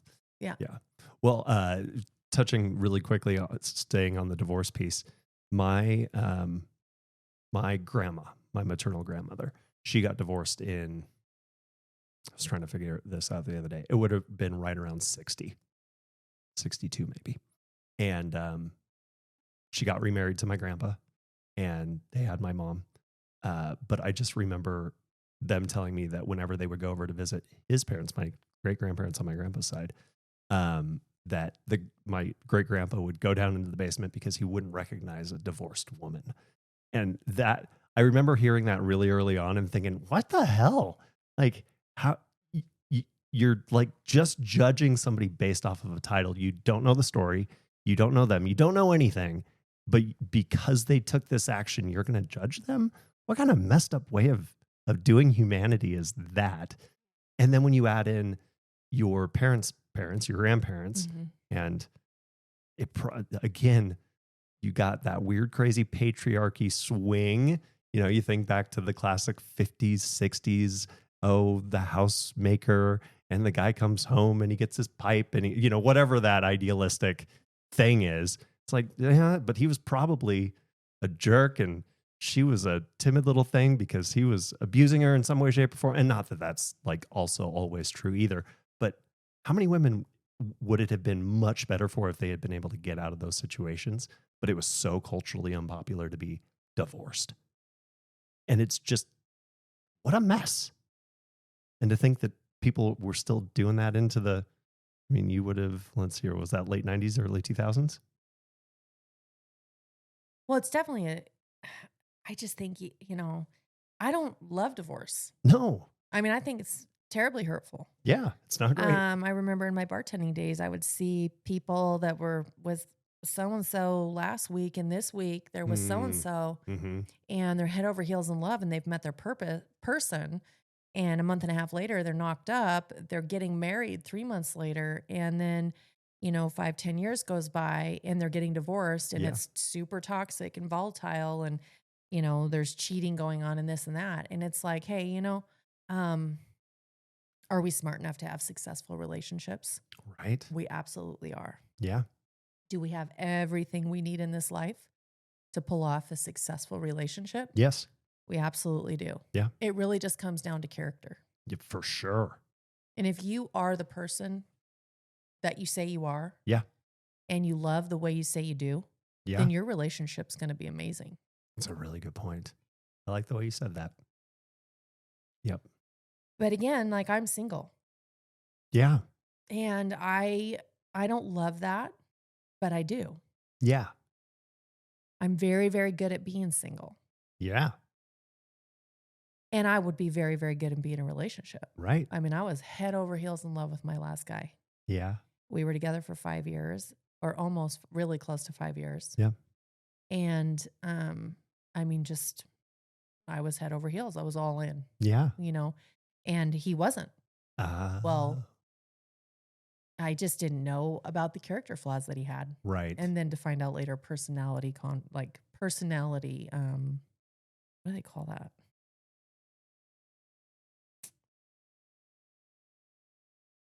It's a personality disorder. Okay. He had a couple of those. Yeah. And I didn't know about them. Yeah. So I got an education. Yeah. Took me about 3.5 years to recover from that. Oh, yeah. That's when I started riding motorcycles again. Oh, cool. Mm-hmm. Yeah. I've had to get my life insurance and everything in order. Because when you're a parent, you got to make sure you have your shit together. Yeah. Life insurance, will. Yeah, all that fun jazz. I jazz. just wrapped up my trust. I actually was working on a little bit this morning, crack of dawn. Oh. Making sure that that my trust is the beneficiary of everything. Yeah, yeah. Nice. Yeah, so, but these relationships, like I love being in relationships, with a good man. But now, like the older I get, the more successful that I am. Yeah. And a lot of the people who are where I'm at in life are married. Oh. Or if they're not married, they're a hot mess. So you're the exception to the rule. Problems that I don't want. No. Well, and I think that's an interesting piece too, because like for me, when I think about successful relationship, it's, do you want to do life with that person? Do you fiercely love that person? Right. Those are two keys, because inevitably something funky is going to happen. Right. We're human. We make stupid mistakes. Mm-hmm. That was part of Rachel and I reminiscing. I'm like, when I screw stuff up in our relationship, it's because I'm being selfish. Mm-hmm. It's because I'm thinking of me over us. Mm-hmm. And that's where I get into trouble. Yeah. And you can feel yourself doing it. Oh, yeah. Well, and it's so silly too, because talking about impulse earlier, I think that's what it is a lot of the time. It's you're getting the dopamine release or whatever it is and going, yeah, this is good. I want this thing. And you're just not thinking it through. Right. And if you took a step back, sleep on it, take a breath. Don't get too attached. Exactly. To something right away. Yeah. An idea, a product, whatever. But then when that does happen, that reconciliation of, hey, I messed up and I did choose me over us, but I want to choose, Ultimately, I choose us. I choose us. Yeah. Yeah. Will you forgive me for being having stupid? The humility and the communication skills and the confidence to even come to your partner with something like that. Yeah. And I think there is, at least for my friends, there's a lot of people within relationships that just don't really feel like their spouse is approachable. Mm-hmm. And that's kind of the environment that I grew up in. My dad, I think kids perceive a different reality of their parents' relationship. Oh, for sure. Than what it's actually like for the two people in the relationship. Definitely. So like what I perceived is that my mom was the boss. Okay. She wore the pants in the relationship, right? Yep. Because she controlled, it was her idea to grow our own meat. Yeah. It was her idea to do the gardening. Mm-hmm. It was her idea to make the clothes. It was her idea that us girls wear dresses. Yeah. It was her idea that we read the Bible in the morning. I mean, literally everything was her idea. Yeah. And she was the enforcer. Yeah. She's the one who made it happen. Mm-hmm. She worked her tushy off. Yeah, she did. She didn't just throw out things to say. Right. But we always knew we could really depend on her because she made sure that it happened. Yeah. I mean, she's very admirable. Yeah, for sure. And not a lazy bone in her body anywhere. Yeah. At all. My dad worked his fingers to the bone to provide for all of us kids. But he felt like he didn't have time. He felt disconnected because he didn't get to see us a lot. Yep. Right. And meanwhile, everything's happening and he probably felt like a workhorse. Like, I don't really know. Right. I've never been my dad. I've never even been in a situation where I can really truly relate to that. Right. But, I feel like for me now, like looking at being in a relationship, I'm not in my 20s anymore. Right. So like, I'm not learning good habits. I have already built the Yes. habits. Yeah. Like, it's not like they say you can't teach an old dog new tricks. Well, it's kind of like, hey, I've been very diligent my whole life. Yeah. I have I basically picked up where my mom left off. I still fold towels a certain way. Yeah. Oh, Okay. yeah. I still make sure my house is clean. I mean, I Yeah. can have company any single day of the week and be proud of how my home Yeah. looks. Not me today. But I'm just saying, your life's different than mine. I have one kid. You know what I mean? And I'm single. So like, it's like I can prioritize things differently Yeah. than other people. I don't know what all you've got going on. You don't know what all, you know what I mean? Yep. Exactly. It's just a thing. So like when I look at being with a partner, it's like, I know that I'm not going to be teaching this old dog new tricks. Right. If he's a slob, he's not for me. Right. He's lazy. He's not for me. Right. He's a gambler. He's not for me. Right. He's got drinking and addiction problems. He's not for me. For you. He doesn't get along with his family. He's not for me. Yeah. He's antisocial. He's not for me. Right. Like all the things. Okay. So another double-edged sword sort of situation, because you've got standards and that's good. Right. Right. Because why wade through that craziness if you already know, nope, it's not going to work. Right. But then that's a pretty lengthy checklist. It's super long, which so is then why it I limits unless the available dating pool. Yeah. So I really think that if God has somebody for me, he's going to put him in your life and he's going to make sure that it works out. Yeah, for sure. Because he's made me this way too. Right. I mean, and I think he does give us the eyes to see the things we're supposed to see when we're supposed to see them. Yeah. I remember when I was younger, there would be situations that kind of felt like a deja vu because I remember somebody telling me that this was a thing. Yeah. But I didn't have the ears to hear. Yeah. And you can hear things said 1,000 times, but not hear. And not have it register. Right. Yep. Very true. And you can experience things and get this feeling of deja vu and yet have a completely different impact because this is the first time ever that you've felt it. Yes. It's the first time ever that you've experienced it, even though it's happened so many times before. Oh, yeah. Well, and that's why I love quotes and memes that have whatever it is, right? Like you could see the same saying over and over and over and over and over again. Yeah, that's cute. Yeah, whatever. But until that thing actually happens and it impacts your life and then you read it and go, oh, it's distilled down into one sentence. I wish I had paid attention earlier because it was true. Yeah. There's a lot of that. Yeah. So then you have Dawson and then you've got this gap from a career perspective because that seems like that was, I mean, a big stressor early on with him. Huge. How did you get to where you are today? Because one of my favorite things is like I love my you career. are thriving. Oh, I'm in it. Yeah. So how'd you get there? Well, so I went from property management working with Dave Black, and I really reinvented the position because it had just been a little thing, and then it just evolved. I learned a lot about HUD. I learned a lot about fair housing. Yeah. At that point, I was living in Washington. I was up on the South Hill. Okay. Up by Trader Joe's, which is where the love affair started. Oh, yeah. We have our own here now, which I'm stoked about. Oh, their peanut butter cups are so good. Oh my gosh, I love that place. Dangerous. So, did you see my birthday party was at Trader Joe's this year? I saw. I didn't realize it was. It was at Trader Joe's on my TikTok. That's amazing. Yeah. So that was pretty cool. I did the property management thing, and then my Papa Greg was in line at the airport. Yeah. Greg and Kelly.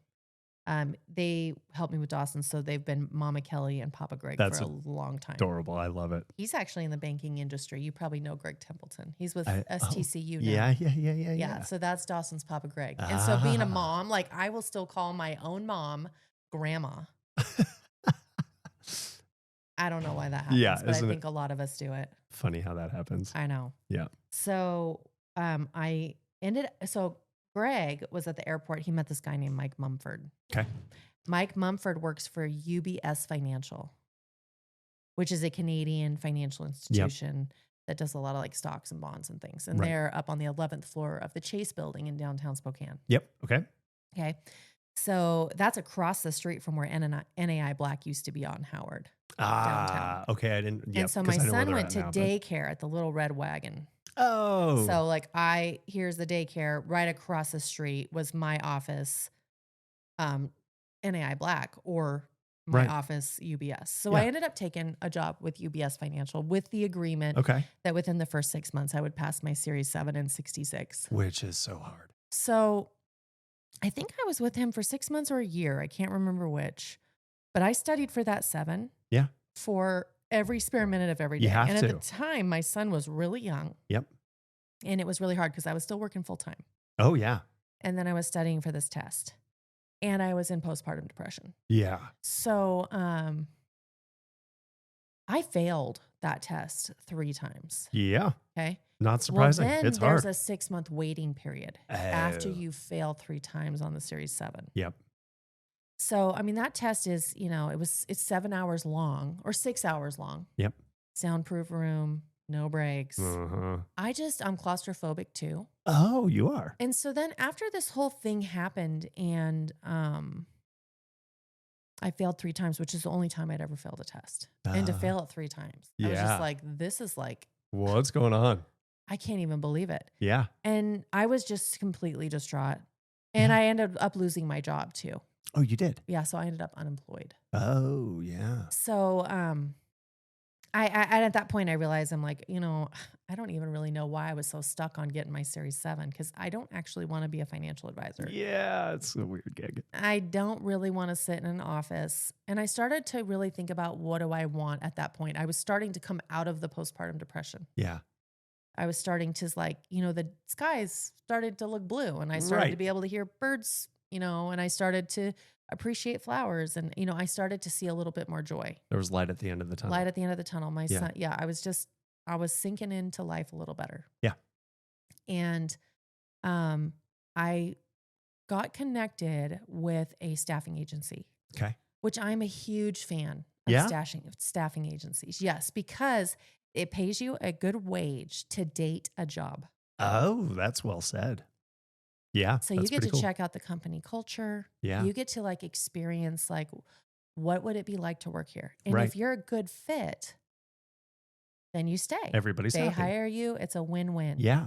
But if you just decide to do the staffing agency for a while until you find something that you love and really you feel fulfillment in, that's okay because that's what they're designed for. And why would you want to get stuck in something you don't like? Exactly. So I found out about this industry initially by a staffing agency. Cool. I know. And the crazy thing is I grew up with my dad owning his own plumbing company. Right. And you know that plumbers, because you know Brittany Buckner, know that plumbers, they see a water damage way before I do in disaster restoration. Right.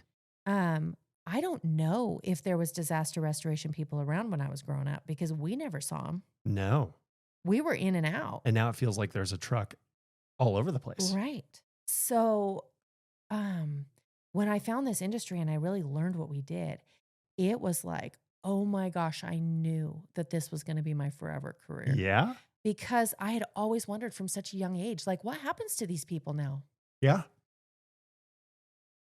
Good question. I mean, if you don't winterize your house in Priest River where we lived, and your toilet bowl broke because it froze, and the whole 2 stories, 3 stories below are covered in water, all we do is fix the toilet.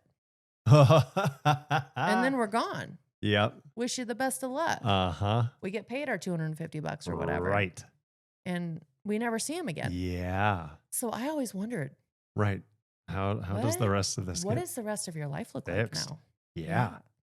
So then when I found this company, I was like, oh my gosh. And I started to learn about insurance. Oh, I forgot to say, in 2004, I got my insurance license. Oh, you did? Mm-hmm.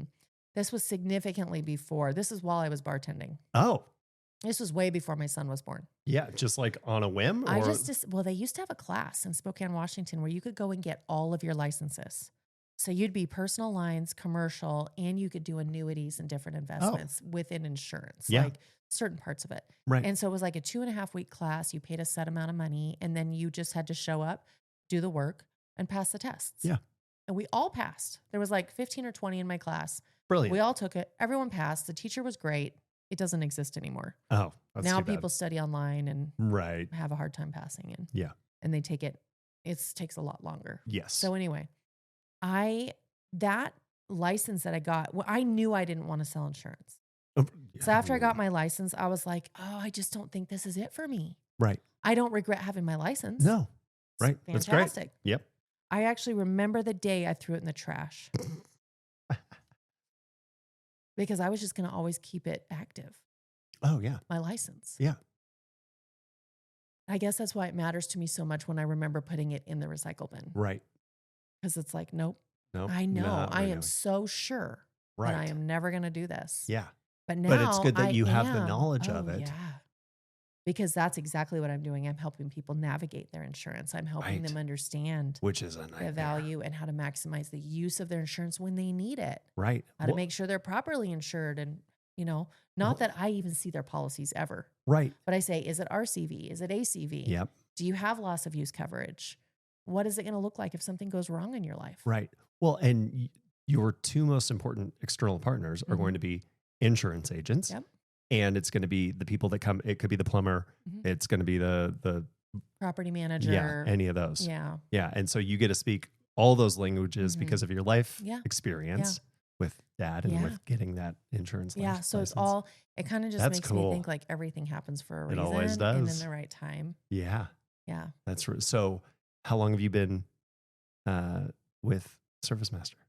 So I started with Service Master in 2019. Okay. But not the franchise that I'm with now. I initially worked for the one that recently went out of business. Oh.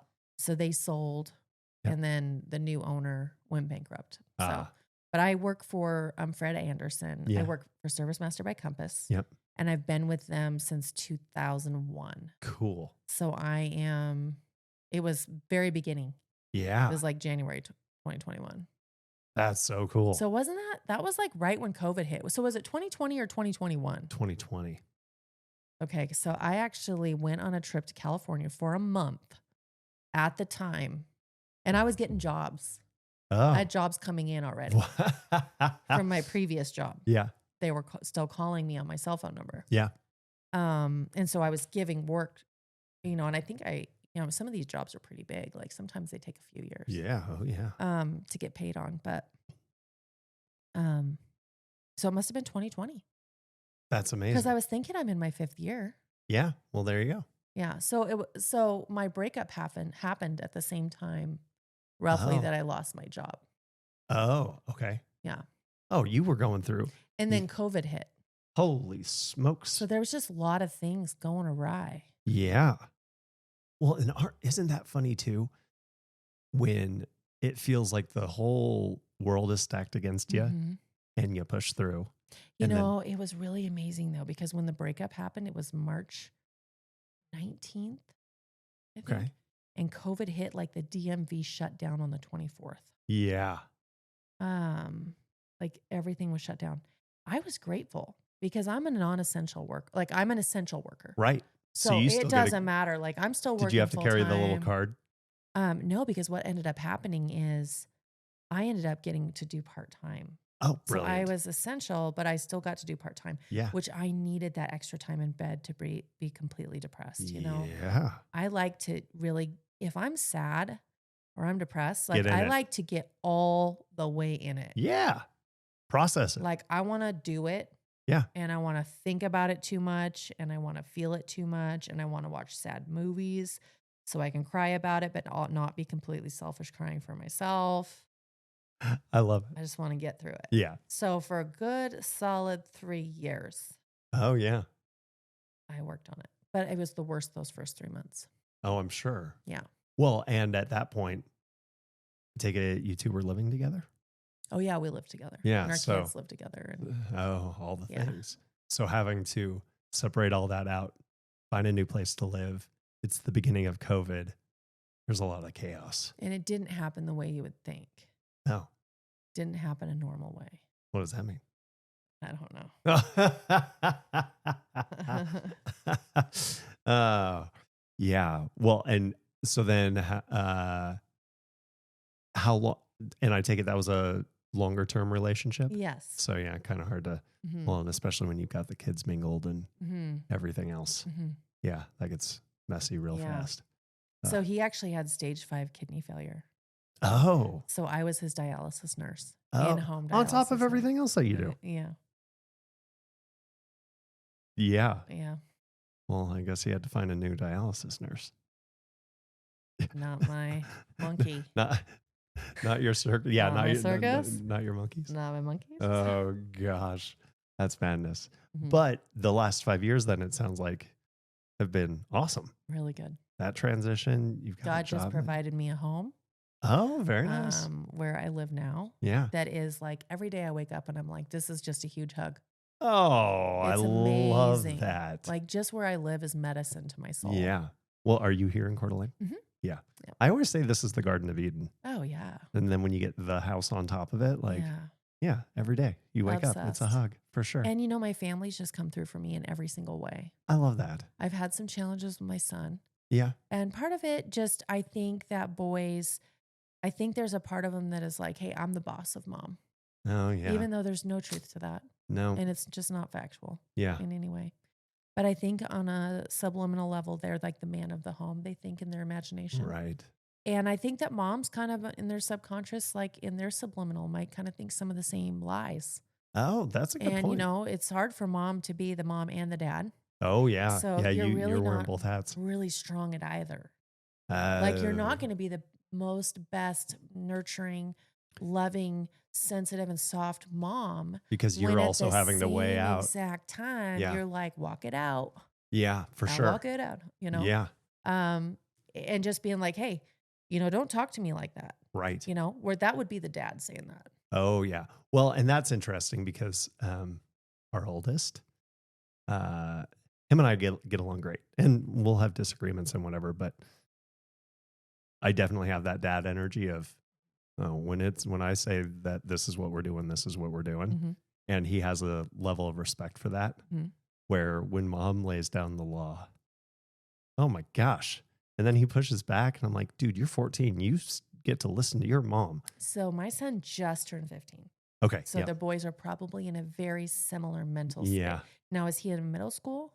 Yeah, he's going into high school. Yeah. Right. So my son is just 1 year ahead of yours. Yeah. So mine's in high school right now. Yeah. So he's going into 10th. Oh, so he's going into second year of high school. No, Gabe's going into 9th, but Dawson's going into 10th. Yes. Yeah. Yes. Yeah. Yeah. What brought us to that portion of being the mom and the dad. Yeah. Yeah. So it's like with Dawson when he was little, it's like I was hand feeding him in a way. Yeah. Because it would take him so long to eat. Oh. That even at like 4 and 5, 6 years old, I'm still like putting the food in his mouth. Uh-huh. Because like it's time to eat now. Yeah, we got to go. Okay. Start moving. But we didn't even have anywhere to be. Right. But I mean, having your kid fall asleep at the table because they're not eating their food. Yeah. We're just not doing that. What are we doing? I'll just hand feed you here. It's going to be fine. Like this is not going to be a barrier we can't overcome here. Even if mom has to feed you at 5 years old. I might have to start doing that with Mel. I mean, I don't know what it took, but you know, eventually we got through that problem. Yeah. I mean, but it was to the point where, I mean, every family member was so pissed off at him and me. I mean, it was like a major issue. That's so funny. Okay. Because he just, it wasn't funny at the time. If you give somebody a certain amount of food and like say 3 little bubbles of food on the plate. Yeah. You need them as a parent. You need your kid to eat. Yeah. Because starvation is not an option. Right. Okay. Especially when you have food. Yeah. And I made all this food. I mean, I ate kid food. Like we were toddler friendly together. Yeah. I mean, it wasn't like I was making anything gourmet. Yeah. Right. So this is all foods that he likes. Right. And it was like a war zone getting him to eat. Oh my gosh. So the battle of the wills started at such a young age. Yeah. You know, but he was always very clean. He's never been a person to make a mess. He never took after mom messed up his whole face or, you know, he was potty trained as soon as he could walk. Yeah. Because like I was literally vomiting as I would change his diaper. Telling him how bad it smelled and how gross it was to have poop on your butt. And just literally from such a young age that by the time he could walk, man, he wanted nothing more than to be potty trained. Yeah, for sure. Oh, that's so funny. Yeah. I mean, so he was like immediately, he's the easiest baby in the world to potty train. Oh, yeah. It didn't help that like I have a gag reflex, you know? Yeah. Yeah. So it's a good thing that he wanted to. It worked out. Oh my gosh, because all 4 of mine, the boys were all difficult. Yeah, I don't know if that's totally true, but Sue, oh my gosh, kind of the same thing. As soon as she was able to walk, she like self-potty trained. I'm like, this is magic. It's amazing. Why couldn't all of them have done that? Like he never wet the bed. Oh yeah. He always was into fashion. Yeah? Oh yeah. He always was a stud. He's very handsome. Yeah. Very successful. Good at everything. Yeah. All the girls think he's the cutest thing in the world, which is going to be a problem. That's going to be a problem. But the good thing is now he's living in BFE. Oh. Yeah, he's over with my brother now. Very He's been nice. living there since he got himself in a bit of trouble over here. Yeah. I think that him having too close of access to everything and then, again, not having a dad. Yeah. That's active in his life. He does have a good dad. Right. But just not he's really able to fulfill the dad role. Yeah. And I do have sole custody of our son. Right. So, which was a huge deal. Yeah. That was amazing. Yeah, that's a great thing. Yeah. Could have been really a mess good. otherwise. It could have been. Ugh. Yeah. Could have been pretty bad. Yeah. But I forgot where we were at. Well, I mean, just talking about being a single mom. Yeah, being a single mom, and yeah. But, and I think the other thing with boys too is, boys and girls, because I always ask everybody, is it going to be easier to have 3 teenage boys roughly at the same time or 1 teenage girl? And everybody says the boys are going to be easier. I'm like, please no, because I love my daughter and I don't want to go crazy when she's a teenager.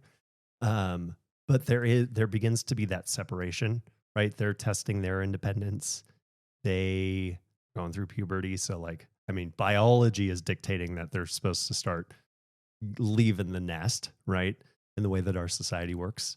We say that's 18, but really historically it's earlier than that.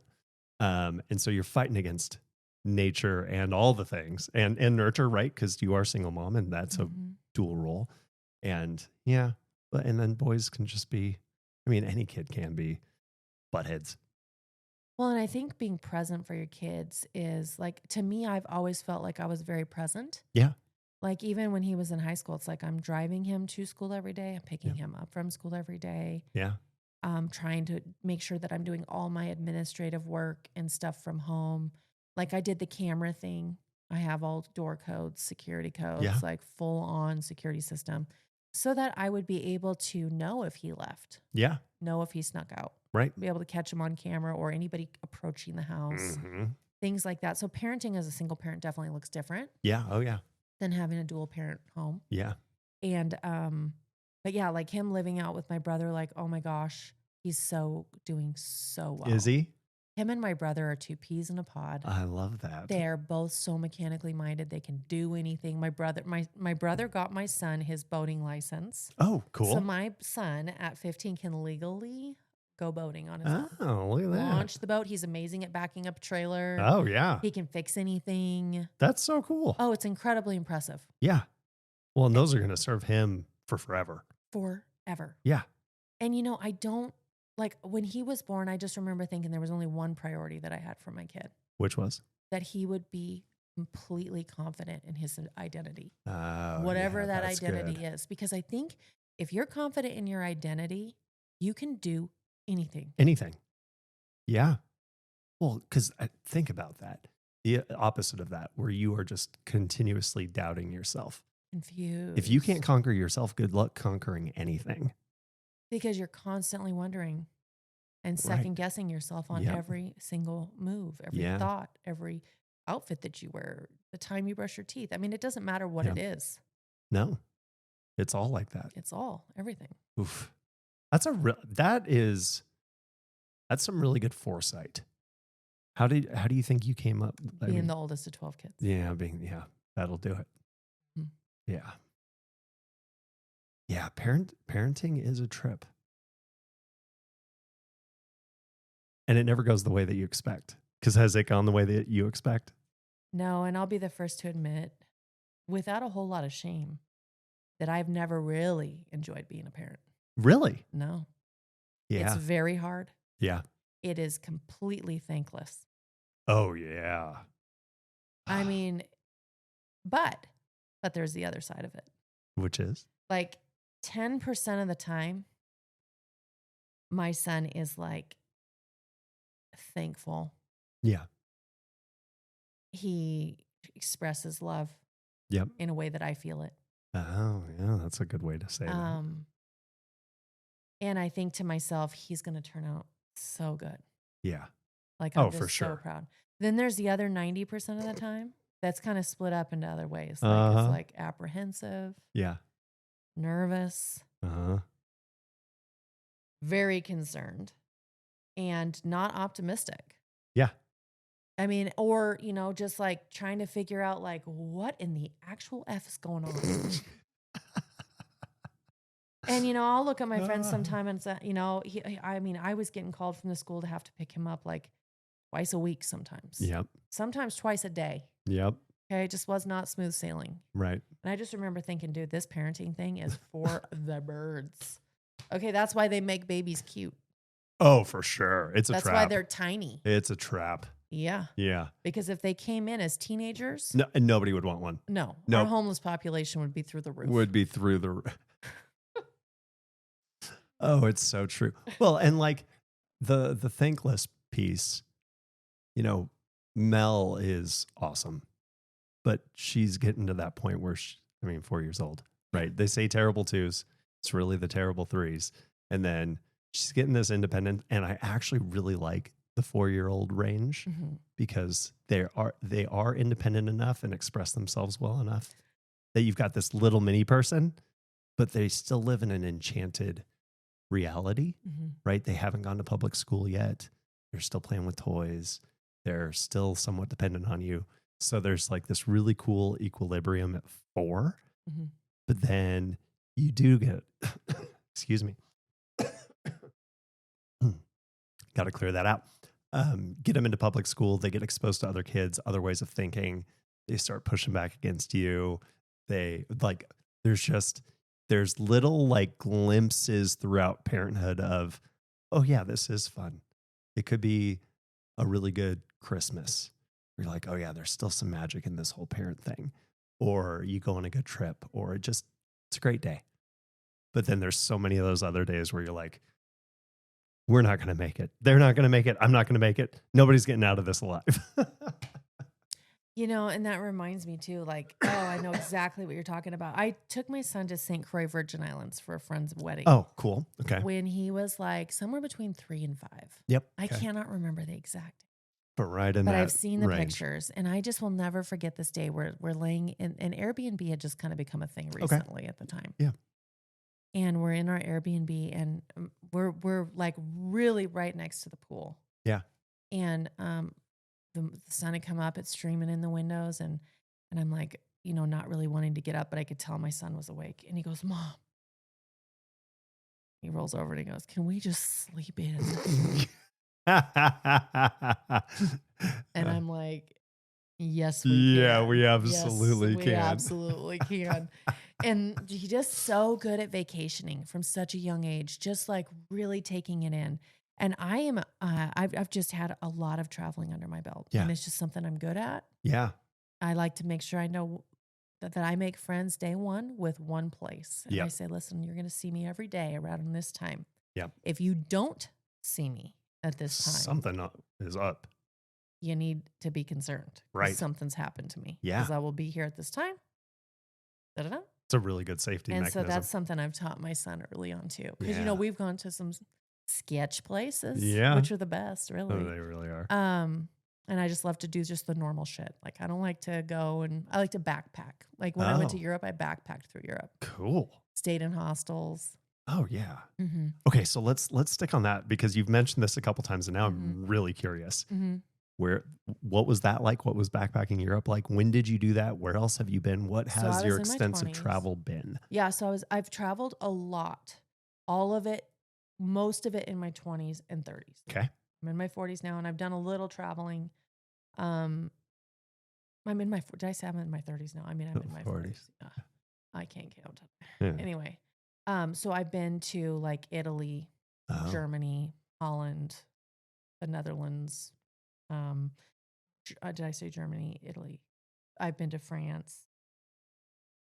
Obviously I've been to most places in the United States. Yeah. Obviously Canada. Been to lots of times. Mexico. Yeah. Been to Alaska, which is part of the United States. Been to St. Croix Virgin Islands. Yeah. I've been to other places. I cannot remember everything off the top of my head for some reason.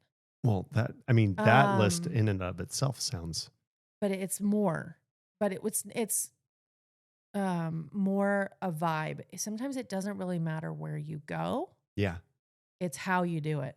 Like for me, anyway. Like I'm not going to want to go stay at a fancy hotel. Right. And I don't want to be with a partner that wants to do that either. Like I've had so many people that are like, you know, I've dated a lot of wealthy men. Yeah. Not a lot, but a few. Yeah. And, you know, they're like, oh, hey, you don't need to go and do all that. I'll do it. You know, we'll just pay somebody to do that. Yeah. But that's part of the experience for you. Right. Yeah. I want to do it. I want to make sure it's done right. Yeah. I want to really experience, like, what is it like to live here? Right. Who are these people? Right. What is it like? I want to experience this place as a person who lives in this place. Yeah. Like, which I is want to go hang way out different on than the being beach. a tourist. Right. I'm not interested in being a tourist. Yeah. Never have been. No. Yeah. Well, and that's the point. To me, that's the point of travel is you want to experience them. Mm-hmm. And so why would you separate yourself from I feel like there was a song like that Pocahontas song when we were kids. Oh, yeah. I think it was the Pocahontas song. Might have been like The Little Mermaid, maybe. Yeah, one of the like, two of those. I can't remember. Anyway, it doesn't matter. I think it's But Little just Mermaid. from a very young age, I just remember thinking like, hey, I just really want to experience these different things. And then I also thought I'm the same happy no matter where I live. Oh, which is absolutely true because sure. no matter where you go, you're there. Yep. And so like I've lived in, you know, run down shitholes and turned them into a beautiful place. Like the place I'm living now had no yard. Yeah. I went and got free sod off of Marketplace. Yep. And I now have a beautiful yard. I have a fire pit. I just redid my deck on my rental. Yeah. Like I make shit nice. Yes. Because I'm here. Yeah. It's going to be better when I leave than when I got here. Yep. It's a good policy. And I'm going to enjoy my time here. And so a lot of people are like, oh, hey, you rent. Like, why would you invest your time, energy, effort, funds we were into just something talking that about you this. rent? Exactly. Yeah. Well, because I'm here. Yeah. Yep. Like, I'm only going to be here now. Right. Like, why would I want to look at something that I don't love when it's within my power to change it? Totally. That's very well I'm said. pulling up into my front yard every day. What do I want to see? Yeah. Yeah. My dad always said, wherever you go, there you are. Mm-hmm. And my parents said the same thing. Oh, yeah. Mm-hmm. I wonder where drilled they it in my head. Yeah. But that's so true. If you don't like your situation, your surroundings, whatever it is, well, what's the common denominator? Fix it. Make it what you want it to be. Yeah. That's if it's within your power, obviously. Well, right. Yeah. And I like how you said that too, that kind of revealed that to you is when you're doing all that traveling, it really does show you that, hey, are you happy where you are? Mm-hmm. Are you happy with you? Were there any areas, because I've never been to Europe. Okay. I've always wanted to go. And it could be Canada, it could be Mexico, any of the spots that you've been at. Are there ones that you absolutely were like, yes? So I loved Berlin, Germany. Yeah? I loved Germany and I loved Southern Italy. Okay. Like Amalfi, Sorrento area. And what stood out? Well, in Amalfi, it's like the city is built around like the center. Yeah. And in the center, the kids are playing. Yeah. And like the elderly people, like they live with their kids. They're not like living independently on their own. Yeah. And they're a community. They also take off 3 months for holiday. Brilliant. And they do fun family things together. Yeah. And I just liked the quality of life that I saw there. And I said to myself when I was there that I'm definitely coming back. Have you been back? But no, because I ended up becoming a mom. Right. And just my life took a different turn. Right. But like I had an African safari planned. Yeah. When I got pregnant, which had to be canceled. Oh, no. Right. So, because you can't actually go to Africa if you're pregnant. Well, and the bajillions of vaccines. Something about E. coli. I can't remember what the reason was, like yellow eye thing. Yeah. But anyway, I wasn't going to be allowed to go. Yeah. And so I was like, okay, well, I guess we'll just find out if I have a kid or not. And we'll just kind of pivot. Right. Right. And so here we are. So that's still on the list of to-dos. I never did go to Africa. And I don't know if I will. It's kind of like off my list right now. Okay. I was going to go work in orphanages over there. I was going to be there for a month. Oh, cool. And I was going to work in some shelters. And then I was going to work with some like kids that needed to be home.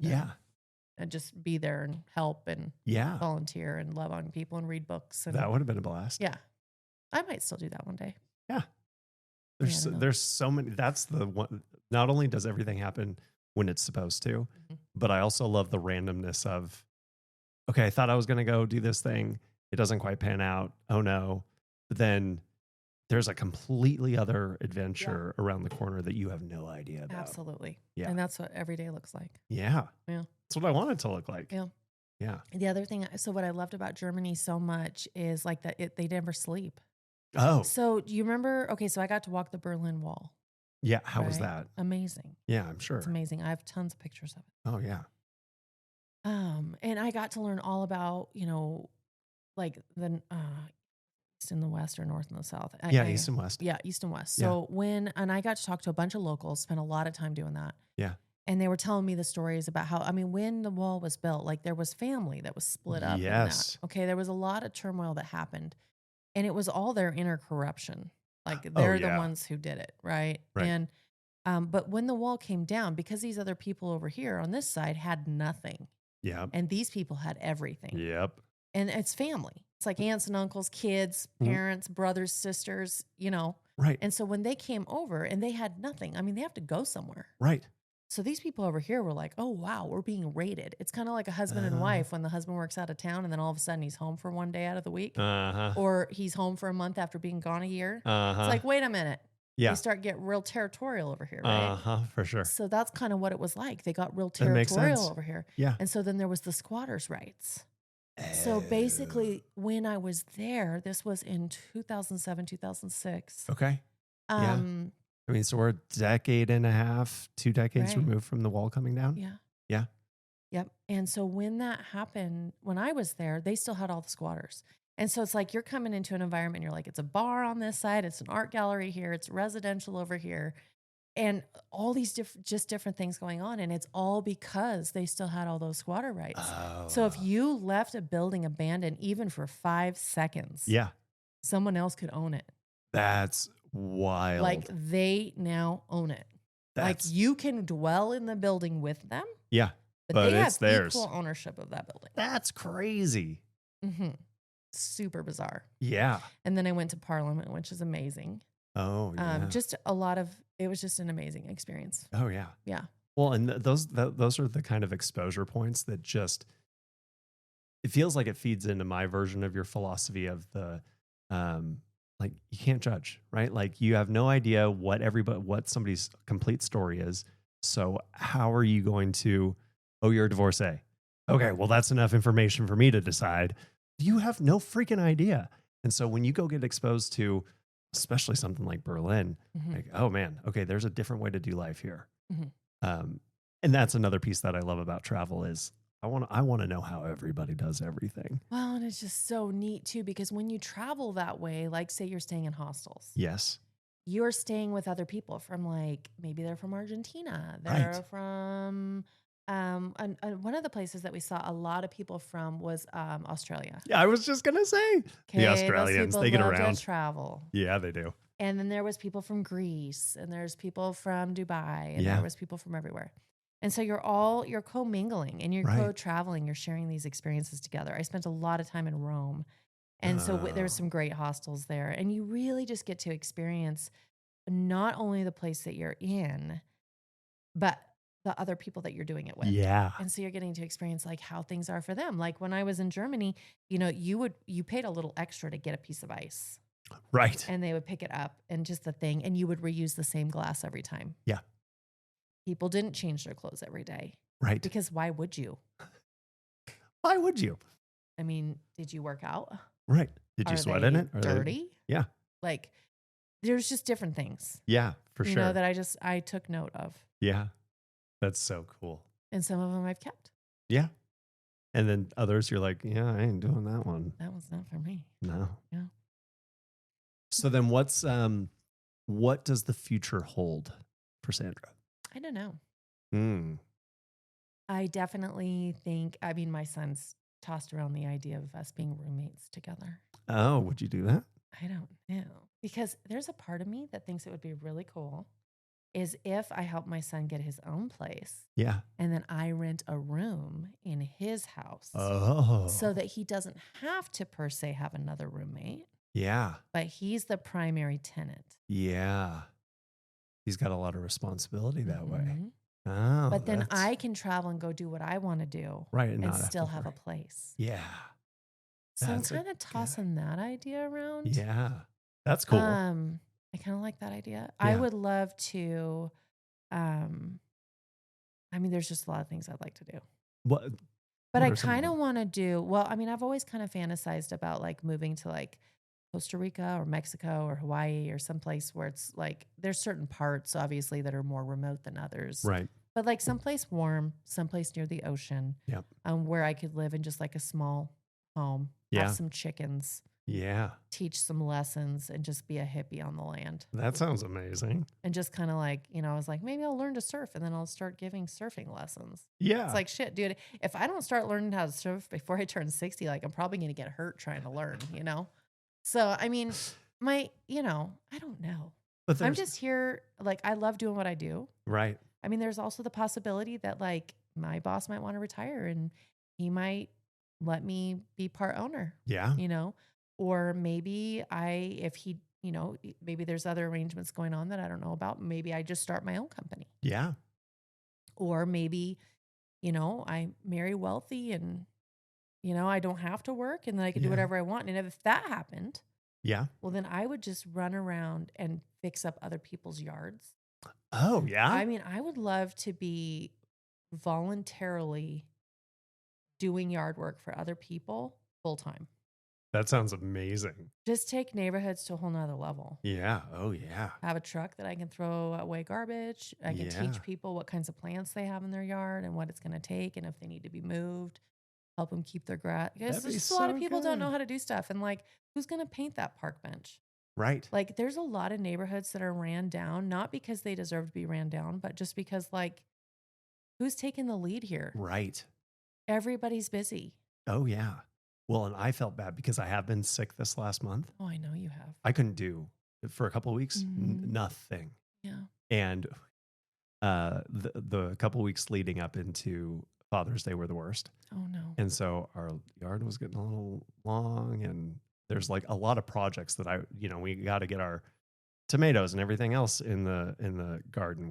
There's all these things that I needed to do, and I couldn't get up to change my socks. Right, there was no energy. It's not meant to be. Right then, because you've got to take the time to heal. Oh yeah. Well, and like Rachel, I love yard work. I'm with you. Like if you need a partner, I'm there with you because I could just be in the yard all day long. Yeah, same. Hands in the soil. Yep. In the sun. Yep. Touching plants, I'm good. Yeah. Rachel's good with that sort of thing, but she's not mowing the lawn. She's not. That's like I've always taken that role. And so I'm teaching Gabe how to do that. Good. But the joke in our marriage is our entire 19 years, I had never had a new lawnmower. Like our first lawnmower when we bought our first house, we got it off a Craigslist or something. And I went to go pick it up, and the handle for the pole had come off, and they had taken a mini screwdriver and tied it onto the end. Yeah. So like, get a lawnmower. And I grew up the same way. It could have been 10 years, 20 years old. Nobody knows. Yeah. But it took forever to start that one. Next probably lawnmower. Learned how to work on the carburetor. Oh yeah. Oh, the number of times I've taken a lawnmower apart is ridiculous. Oh yeah, same. And so the one that we just had when we moved here, kind of the same thing. Got it off a Facebook Marketplace. The guy refurbishes them, and so it was a third or a quarter of the price of a new one. And for the first year, it was fine, and then it got to the point where I'd have to, pull it a couple times, get it a little warmed up, step away from it for 5 or 10 minutes, come back, try and start it, and then it would finally go. Yeah, for sure. And Gabe just has not been able to get it started on his own. And so, has he gotten on ChatGPT? Well, he might have to. Why it isn't starting? Yeah, because he should. I could definitely help with. Oh, fantastic. Oh yeah, I know a lot about fixing lawnmowers. Oh well, good. Well, because now that lawnmower is on the sideline because for Father's Day, I got a brand new lawnmower. What did you get? What starts with a T? To whatever. It's a brand. Is it electric? No. It's gas. Oh hell yeah, it's gas. Is it orange or green? No, it's black. Although I think their lesser models are red. It starts with a T. I got it from Lowe's. I don't know off the top of my head. I have electric now. I'm doing all electric. Oh, you are? The only thing I have that's gas powered is my huge backpack blower. Oh, cool. That's cool. For I thought about going extreme electric, debris. but I Yeah. was like, there's something about gas. So I already have 4 vehicles. So I have Oh, my travel van. yeah. I have my Mercedes. Yeah. For comfort. I have my truck for work. Yep. And I have my motorcycle for fun. Oh, cool. And I have a trailer too. So I have a trailer. So I have enough gas things. Yeah. That I don't really feel the need. Yeah. To have a gas my weed whacker's electric. Yeah. And so is my lawnmower. And I'm telling you, I just love the lawnmower electric. Yeah. Oh my gosh. And it's so nice. All you have to do is charge the batteries. See, that is good. But you never want to overcharge them. What brand do you have? So I have the blue one. Is that Makita? No. No. I think it starts with a K. Oh, okay. I bought it secondhand. Oh, nice. From a friend of mine who bought it brand new for $300 or $400. Oh, that's perfect. Yeah, I paid $200. I got think it for half price. I think part of my apprehension on electric too is in between the nasty lawnmowers with credit card points. I did buy an electric lawnmower. Okay. But it was small. And so the footprint, like it took me twice as long to mow a lawn because it was just the cheap model of whatever their versions were. Yeah. And it was plug-in, not battery. Oh, and yeah, so no. I felt like I was vacuuming my lawn. Oh my right, gosh. having to keep the tail behind me and all that stuff. Oh, it was obnoxious. no. And I'm like, this thing's so underpowered. If it's a little long or a little wet, just forget about it. So It's what not going to color cut. was that? The green one? Yeah, the lime green. Yes. It was I heard nightmares about that one. terrible. Now, they do have a bigger model of that that's supposedly better, but I don't know. That was like, yeah, I know what you're talking about. Yeah. Um, So I was like, I doing this. did a weird thing with my snow removal. Oh, okay. Yeah. So I told my brother, I'm like, I've got this huge driveway. Yeah. It's like a whole 90-degree corner. That's my driveway for a public road. Oh. So imagine that much driveway. That's a lot. With a hill. Oof. And it's brick. Oh, no. So it's not like you can just run a snow shovel across it. No, it's going to be like clink, clink, clink. Yeah, it's going to be miserable. It's just going to be rough. Yeah. And that's if you manage to clean all the weeds off before. I mean, because rain makes the weeds grow in between the brick. Yep. Which then stops the snow shovel every time. Yeah. So I'm like, man, this is just going to be a real challenge for me. Like I'm going to have to figure out some methods for this. And I've been at my place for about 3 years. Okay. So the first year we didn't get a whole lot of snow, but my brother did have to come over and he has a snow plow. Yeah. And so he plowed it and then he's like, I'm going to get you the snowblower. Well, unbeknownst to me at the time, this snowblower used to be my mom and dad's snowblower. So it's like the original family snowblower that my brother had fixed. Okay. Well, I could never get it started. And then my son would get it started, but then the thing didn't go. Right. And so nothing sucked out. Oh, no. Okay. So then really, so now I'm storing So your brother this really didn't massive. fix it. Well, I guess he did. I don't really know. Something wasn't right. Okay. Right. So he takes it back and I'm like, okay, yeah, we're not going to do that. I'm going to need to come up with a different solution. Right. And then I start looking, I'm like, okay, I know the best time to buy a snowblower is going to be in the, the hottest part of the year. Of course. We're getting a snowblower in the summertime. Yep. And people are still asking like a shit ton. Yeah. And I'm like, dude, that's what that snowblower costs brand new with a warranty and credit card points. Yeah. Like, why am I going to pay you the same thing for something used? Totally. That I can't return to the store. Right. And you don't have the same warranty. And. Nothing. Right. Yeah. No. Yeah. So anyway, so I was like, okay, well, I'm not going to do that. So then I start seeing these ones that are electric. And I'm like, Then I don't have to worry about starting it when the engine's cold. Yep. I don't have to worry about some of the things that I don't love. Right. So all of a sudden, I'm just doing research on this one and it was getting really good reviews. And so I said, okay, well, let me see what it would cost if I bought it brand new. Yeah. And Walmart was selling it for like $35. It was like a 95% discount. What? And I'm like, this has got to be a lie. Yeah. What's up? So I bought it. It shipped to my house for that price. Amazing. And then I found out it was plug-in. But you know what? Who cares? I don't mind. It starts up every time. Yep. It's actually pretty dope. Yeah. Like, I like it. I'm used to the cord now. I don't mind. Yeah. And I do have a plug-in outside my house. So like, why do I got to be bougie? It's fine. It works. Yeah. That's so funny. Yeah. And that would be plug-in snowblower. Plug-in snowblower. Mm-hmm. Yeah. When we moved here, it was December of 22, the 19th. And we pulled up at 9:00 at night And I swear, I'm sure the fish was this big. It felt like there was 3 feet of snow in our driveway. I don't own a snow shovel, a snow blower, anything that removes snow. I'm like, Really? what do I do? So I called up my boss that got me out here, and him and his family were out here at 10 o'clock at night, snow blower and snow shovels clearing our driveway. Yeah. But since then, I mean, that was the worst winter that has happened since we've been here. Mm-hmm. It's also when we got like -15 or -20. Oh, yeah. That was a That was snowy called and cold So winter. you moved here during the Arctic blast? Yes. Perfect timing, right? I mean, why not? Yeah. The last couple winters. That affected 44 states in the U.S. Oh, yeah. That Well, and I'm sure it was good for you not guys. just unique to here. The entire country was out of equipment. Oh, my gosh. The whole country. Well, and we were coming, I mean, still technically tail end of COVID. So Right. supply shortage anyways. Yes. Plus, oh, man. Yeah, because the last couple of winters have been mild relatively. Mm-hmm. So we have a couple snow shovels, and I'm like, one of these days I'm going to have to get a snow blower. Yeah. But you know what? You actually only live 8 minutes from. Oh, I love that. Mm-hmm. Close. Yeah, we're close.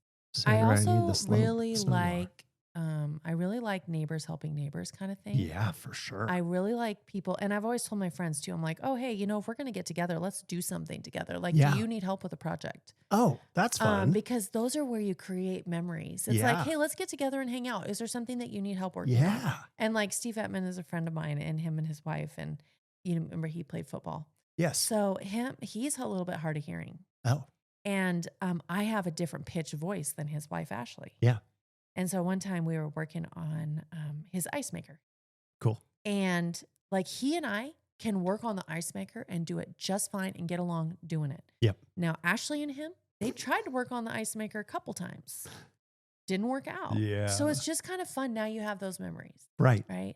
That's great. Like other things like, hey, putting in a lawn. Me and my friend Cody put in my back lawn together, and we'll remember it forever. Forever.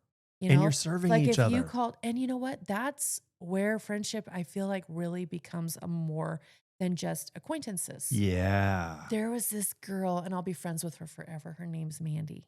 And she's a tough ass broad. Like she can tell you stories. She was a bartender, same as me. She's still a bartender. She's been a bartender for many years. Yeah. She's quite a bit older than me. I don't know, maybe 10, 15 years older, maybe more. I don't know.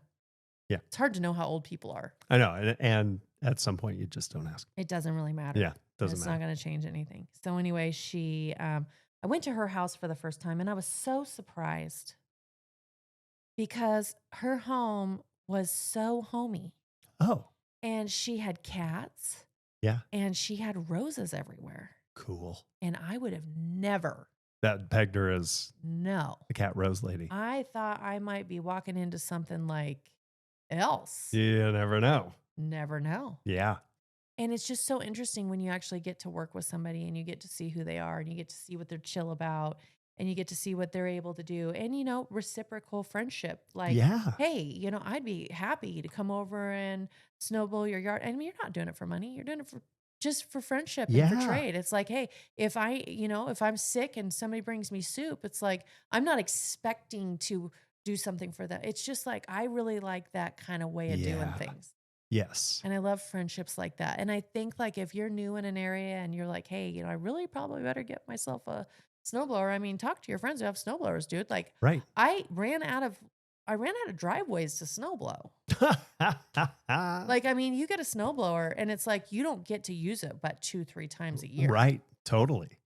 So does everybody need to buy a snowblower that they can use 2-3 times a year? No. That's dumb. That's totally dumb. I like that a lot. And why do you think that doesn't happen more in society? Why do you think that? Because and maybe it's because I came over from the West Side, but it feels like everybody's so in their own world that they forget. Like, it really does come down to, we're living together. We should be serving each other. Then you get like a stronger sense of community, a higher trust society. There's a lot of benefits there. Why doesn't that happen more often? In my opinion? Yeah. I think people don't like to ask for help. Yeah. I think that they assume that somebody wouldn't be interested. Yeah. I think they assume that no one's going to want to go with them. And maybe it all stems back from that time you invited your friends to your birthday party and no one showed up. Yeah. Yeah. You know what I mean? I think it's a deep thing. Yeah, that's a really good point. Until you show up, and sometimes just show up unannounced. Yeah. I mean, I think it changes one friendship at a time. Yes, I think you show up for somebody else, then they're much more likely to show up for you. Yeah. Or even be more comfortable showing up for others. Yeah. Right? Or even feeling like you can ask somebody. Yeah. But until you've done something for someone else, it's very hard to ask them to do something for you. Yeah. So I think another big piece of it is how much we're worn out. Right. And I think another part that really affects a lot of people that we're close to and people in our lives is not being a creative thinker. Yeah. People settling and just being like, hey, I've been doing this job for this wage for so long. Yeah.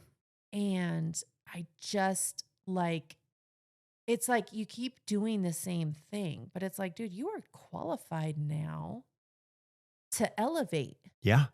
Okay. You don't have to keep working at McDonald's for this amount or say you keep working as a teller at a bank at this salary. They have been, but I think it's also kind of a secret, like how they do promotions within a company. Yeah. Like for me, I've been in business development and I really haven't. I've never been a water mitigation person. I've never been a fire and contents manager. I've never, my journeys look different than a lot of other people's. Right. Most people don't even understand my role. I think a lot of my coworkers think that I don't know, fucking twirl around for fun. I think they're like, she's getting there paid goes to do Sandra nothing. again. Like, I bet she don't even really get out of bed. And she's just like, who knows? Which is so funny because you're the hardest working person I know. Well, thank you. But I mean, when you've never done something, you don't know what it entails. Totally. My friend Vicky, she's working with me now. And we'd known each other through BOMA, which is the Building Owners and Managers Association. And she was working for Miller Paint, and she'd been a regional sales rep for Miller Paint for years. Yeah. That's how she's so qualified for working with us now. Right. She's got those relationships. She knows the world that we're in. And so anyway, I told her, I was like, I do a lot of things, but I'm always also letting people know, like, I'm turning down a lot of opportunities. Yeah. Like, I'm freaking busy, but I'm turning down a lot of stuff because I have to try to get a little bit of sleep in here. Oh, yeah. Somewhere.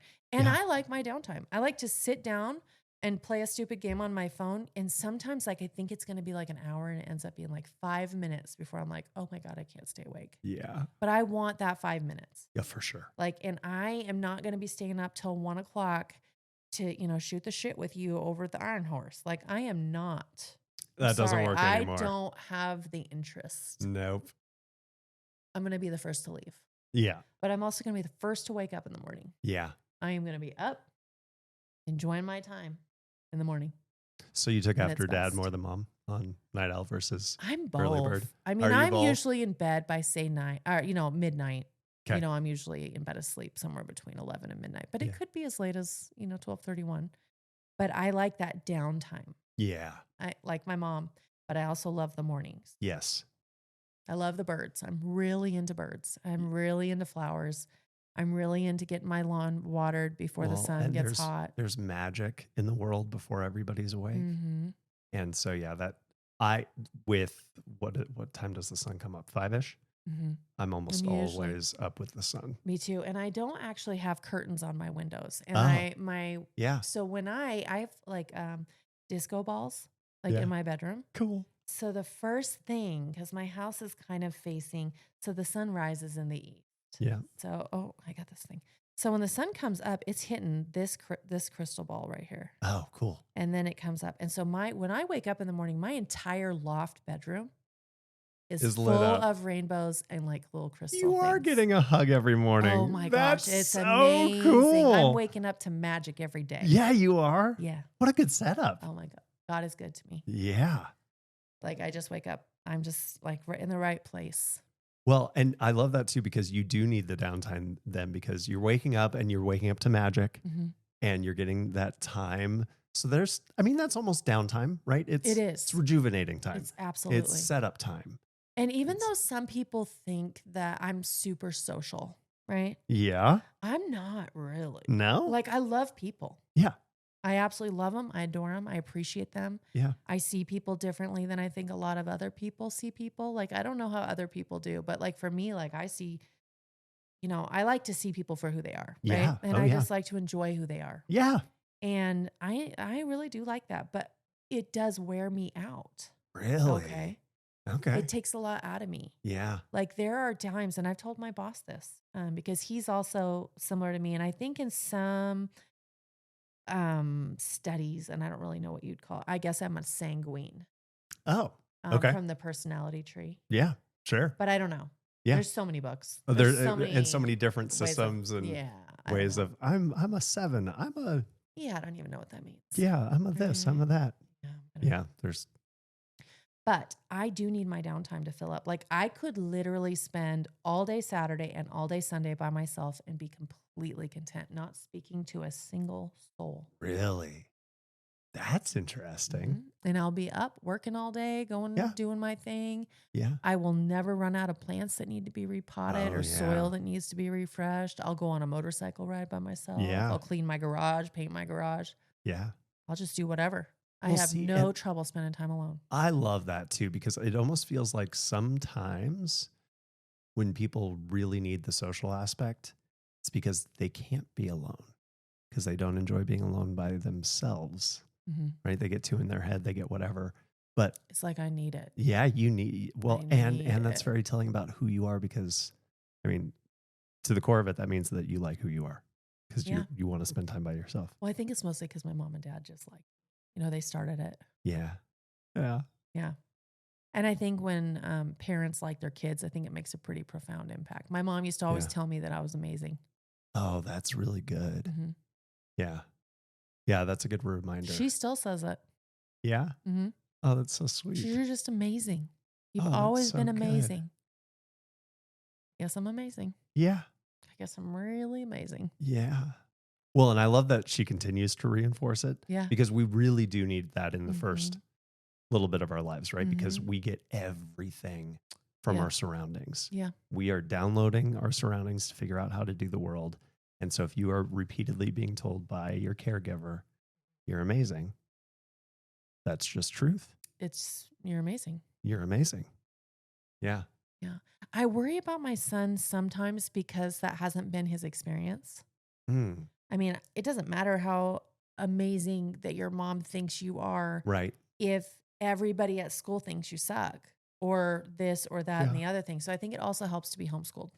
Yeah. Because if you're homeschooled and you're not around all those other people that are speaking into you. Yeah. Okay. So I want to come back to this before we leave and come over to this, because I think this is an important part. Is I wanted to wrap up the serving one another, because I like the way that you framed it at the beginning of, instead of going and saying, hey, let's go get drinks, let's go do whatever, it's, hey, what project are you working on? And I think that's another important point that I just wanted to make sure that we touched on is when you have that, you can show up, right? Or you can, whatever it is. But when that is the invitation of, hey, we're going to hang out. What are you working on? Because that's what we're doing. Yeah. What tools can I bring? Yeah, exactly.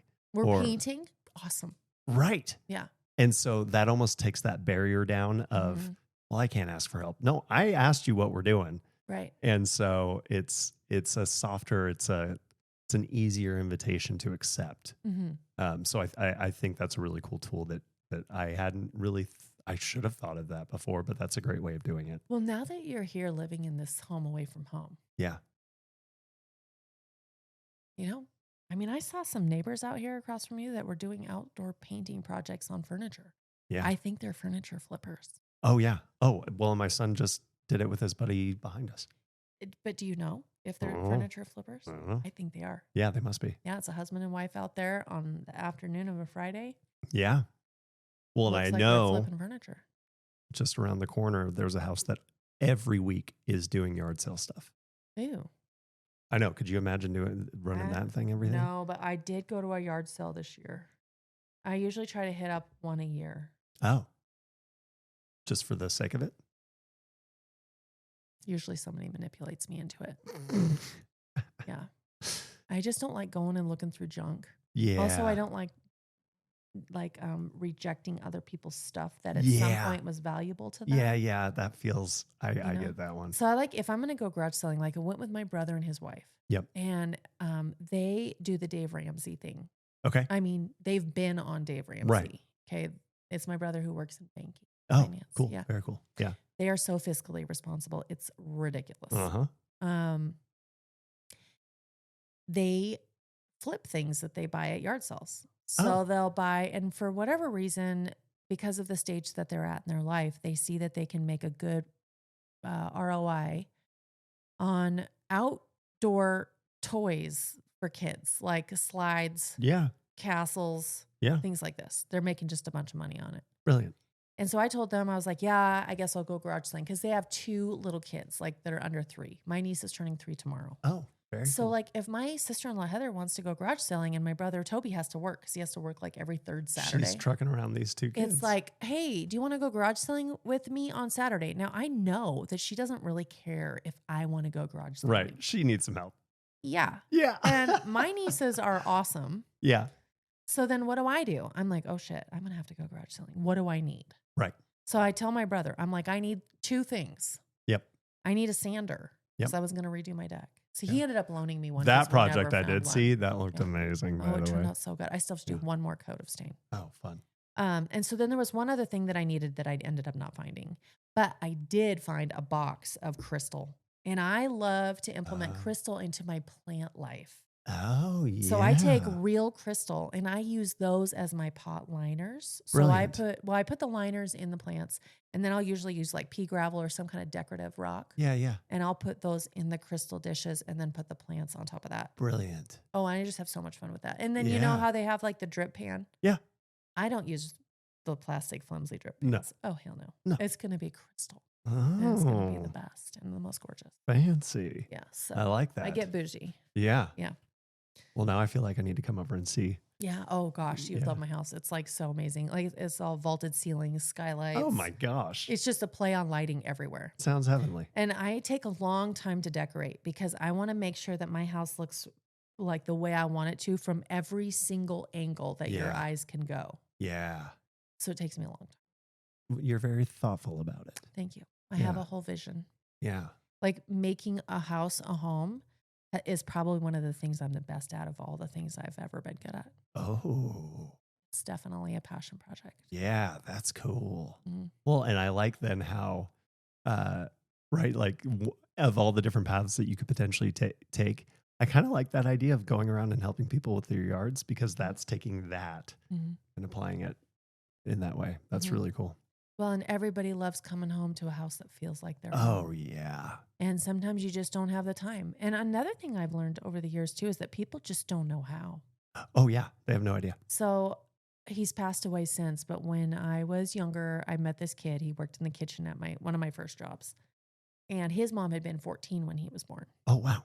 And she was a kid herself. Yeah. And she probably did the best she could, but it didn't really work out for him. He wasn't doing the best. He did not know what a Phillips screwdriver was. Oh, no. He never had anybody teach him. Yeah. And here I am out fixing my own cars. Right. And I'm like, a girl. Imagine what that's like for a dude. Yeah. You don't know how to do anything, do you? Right. Yeah. But now with ChatGPT, I don't know what people's excuses are. Yeah, they really, it'll give you a play-by-play. Oh, everything. Absolutely everything. I thought YouTube was great. I love ChatGPT. Oh, yeah. I've never really gotten into YouTube. Yeah. I will go onto Google and look up whatever, usually it's an auto, some kind of a mechanical repair, right. Yeah. like refrigerators. Yeah. If I'm going and helping a customer and they have a problem with the refrigerator, I'm going to show them how to get the exact tutorial that they need on YouTube. Yep. And I'll use the same. Yep. But any more like that, that's literally all I've ever used YouTube for.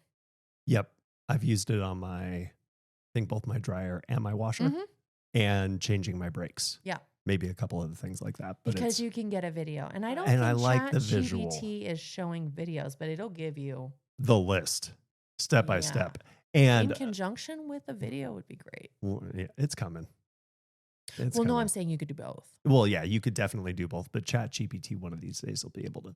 It'll overtake YouTube. Now, I really just don't see how that's replacing any humans.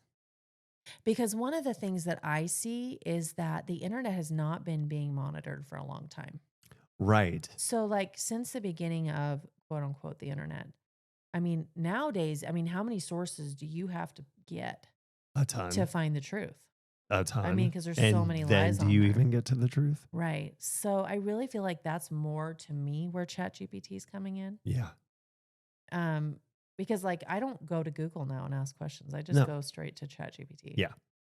No, because it's Google's taking the what worst. the internet knows, deciphering through all the bullshit, and giving me the actual truth. And I don't have to Right. click on multiple sites now. Well, even with this bronchitis/pneumonia, like I probably would have WebMD'd that at some point or something. And I did go see my doctor. Good. But I would keep updating ChatGPT like, okay, now this is happening. What the heck does this mean? Yeah. And it was actually really reassuring because it goes, oh, well, thank you for that additional piece of information based off of your previous stuff. Plus that really helps me narrow down that it is in fact this. This is what you should expect. This is how you take care of it. You're naturopathic, so here's some naturopathic things that you can do to help with that. Yeah. And I'm like, oh, I just love that. it's so good. So you do seem to get sick pretty often. No, I don't. Just since you've been here. Yes, but I'll tell you why. Huh. Because this actually ties in really well because you said that you end up taking on some of that motherly role wherever you're at. You are Mama Bear in ABC. Yeah, I know. I keep hearing that. Yeah. So the last time I was seriously ill was probably COVID, December of 2020. And like, I might get a seasonal cold or whatever, but even that has actually gone away because that used to be every year. And I think I've had it once since we moved here. Okay. I've missed because of my eye. Yeah. Twice because of my eye. And what is that? What's happening with that? There's a word for it. There's some Is diagnosis it for it. permanent or is there a cure for it according to ChatGPT? That's a good question. So there's things that I can do to help prevent it. I don't think it's curable. So my eyes will dry out while I'm sleeping. I go to open them in the morning. Eyelid attaches to the top layer of the cornea. It gets ripped off. It happens. It used to happen like 4 to 6 times a year. And now I'm down to like 1 to 3. I feel like that used to happen to me. Really? Yeah. It's terrible. Terrible. Because it feels like somebody's rubbed sand in your eyes and I was stabbed pulling them. my eyeball off in layers. Oh. It was like building up like all this extra skin somehow on my eye. Yeah. It must have been some variation of something similar to you. Yeah. I think that you need to run a humidifier. Yeah. Yep. So it could be humidifier, making sure I'm taking omega-3s. Yeah. Making sure I'm hydrated. Yeah. Do you struggle with drinking water? No. Oh. But when that happens, it usually is around a time when I haven't been drinking. Okay. It just happens to, right? Like, okay, so I'm dehydrated. And we have a lot of deficiency in B and D vitamins here. Oh, and I am historically low on B12. Yeah. Like way below where I should be. You know, and it's really hard as a grown-up to just remember to take our vitamins. Although the last month, I've taken more pills than I've taken in the rest of my life combined. And are you seeing Heather? Yeah. No, Renee. Oh, she came and visited us. She was badass. Yeah. That's cool. Yeah. Renee is badass. Yeah. Yeah. Well, and I remember her. She was just doing a launch, like a soft launch for her business, yeah, right? Which is, just right around the corner. Yeah. Well, and it was funny because I went to her, did all the blood work, got like awesome appointment. Yay. We zeroed in on a couple things that I need to fix. And then I think like 3 weeks later is when I got sick. And so then I came back to her a couple weeks into me being sick and I said, I'm dying. Can I come see you? And same day she got me in, which was phenomenal. Amazing. And there's been a couple times since where I've texted her or Rachel has texted her and said, hey, this thing still isn't right. What else can we do? And I feel this is almost the neighbors helping neighbors thing. Like, I'm paying her. She's my doctor. There's that stuff. But I still feel bad where I'm like, I don't want to bug her again. I know. I don't want to be a burden on somebody else. Isn't that weird? I think it's normal. I know, but it's weird because we're social creatures. I always try to get a little bit introspective when I do the same thing because it's like, is that me secretly saying that I don't want to hear from anyone else? Oh, Am yeah. I not wanting to be bothered? Yeah, that's Because a they haven't good. told me they're being bothered. Yeah. And every single time I call them, they seem to be happy to hear from me. Yeah. So why would I be thinking that? Yeah, exactly. That's a good point. It is a good introspective point. Okay. I know we're getting close and I wanted to come back to homeschooling. Yeah. So I think there's a general perception of, oh, the homeschool kids are weird. I Which would is completely agree. really? Well, yeah. Why? Because they're not going to be like everybody else because they're not okay. around So they are weird, everybody but else. weird could be defined differently. Yeah, because They're going to be who's peculiar. deciding who's weird? Right. And when the majority are public school, they're going to decide that the outliers are weird. Well, and then the people too that are homeschooling their kids, I mean, they're stay-at-home moms. Right. That's kind of weird. Oh, yeah. Are they rich? Right. And if they're not rich and they're poverty stricken, like what? Do they like have their own cows and their goats and they're just like, you know, living off the land? Like, I mean, just people, if it's not the norm, it's weird. It just is like this weird thing. And right. I was homeschooled and I think the same thing. Yeah. Well, yeah. I mean, there's that story going around right now about the people like the Hutterites, not Hutterites. Let's see. 2 kids disappeared recently. Uh-oh. And it was a guy who has 75 wives, 17 of which are under, 17 of which are minors. It's in the news right now. They're missing in Idaho. Oh my gosh. Okay, so you're going to have to check out the situation. And it was Mormon. And the mom had left the Mormon church within the last 5 years. And her oldest daughter went missing. A whole bunch of Mormon people's kids went missing. Oh, no. After the parents left the church. And the kids have never been found. Oh, no. This is happening live right now in Idaho.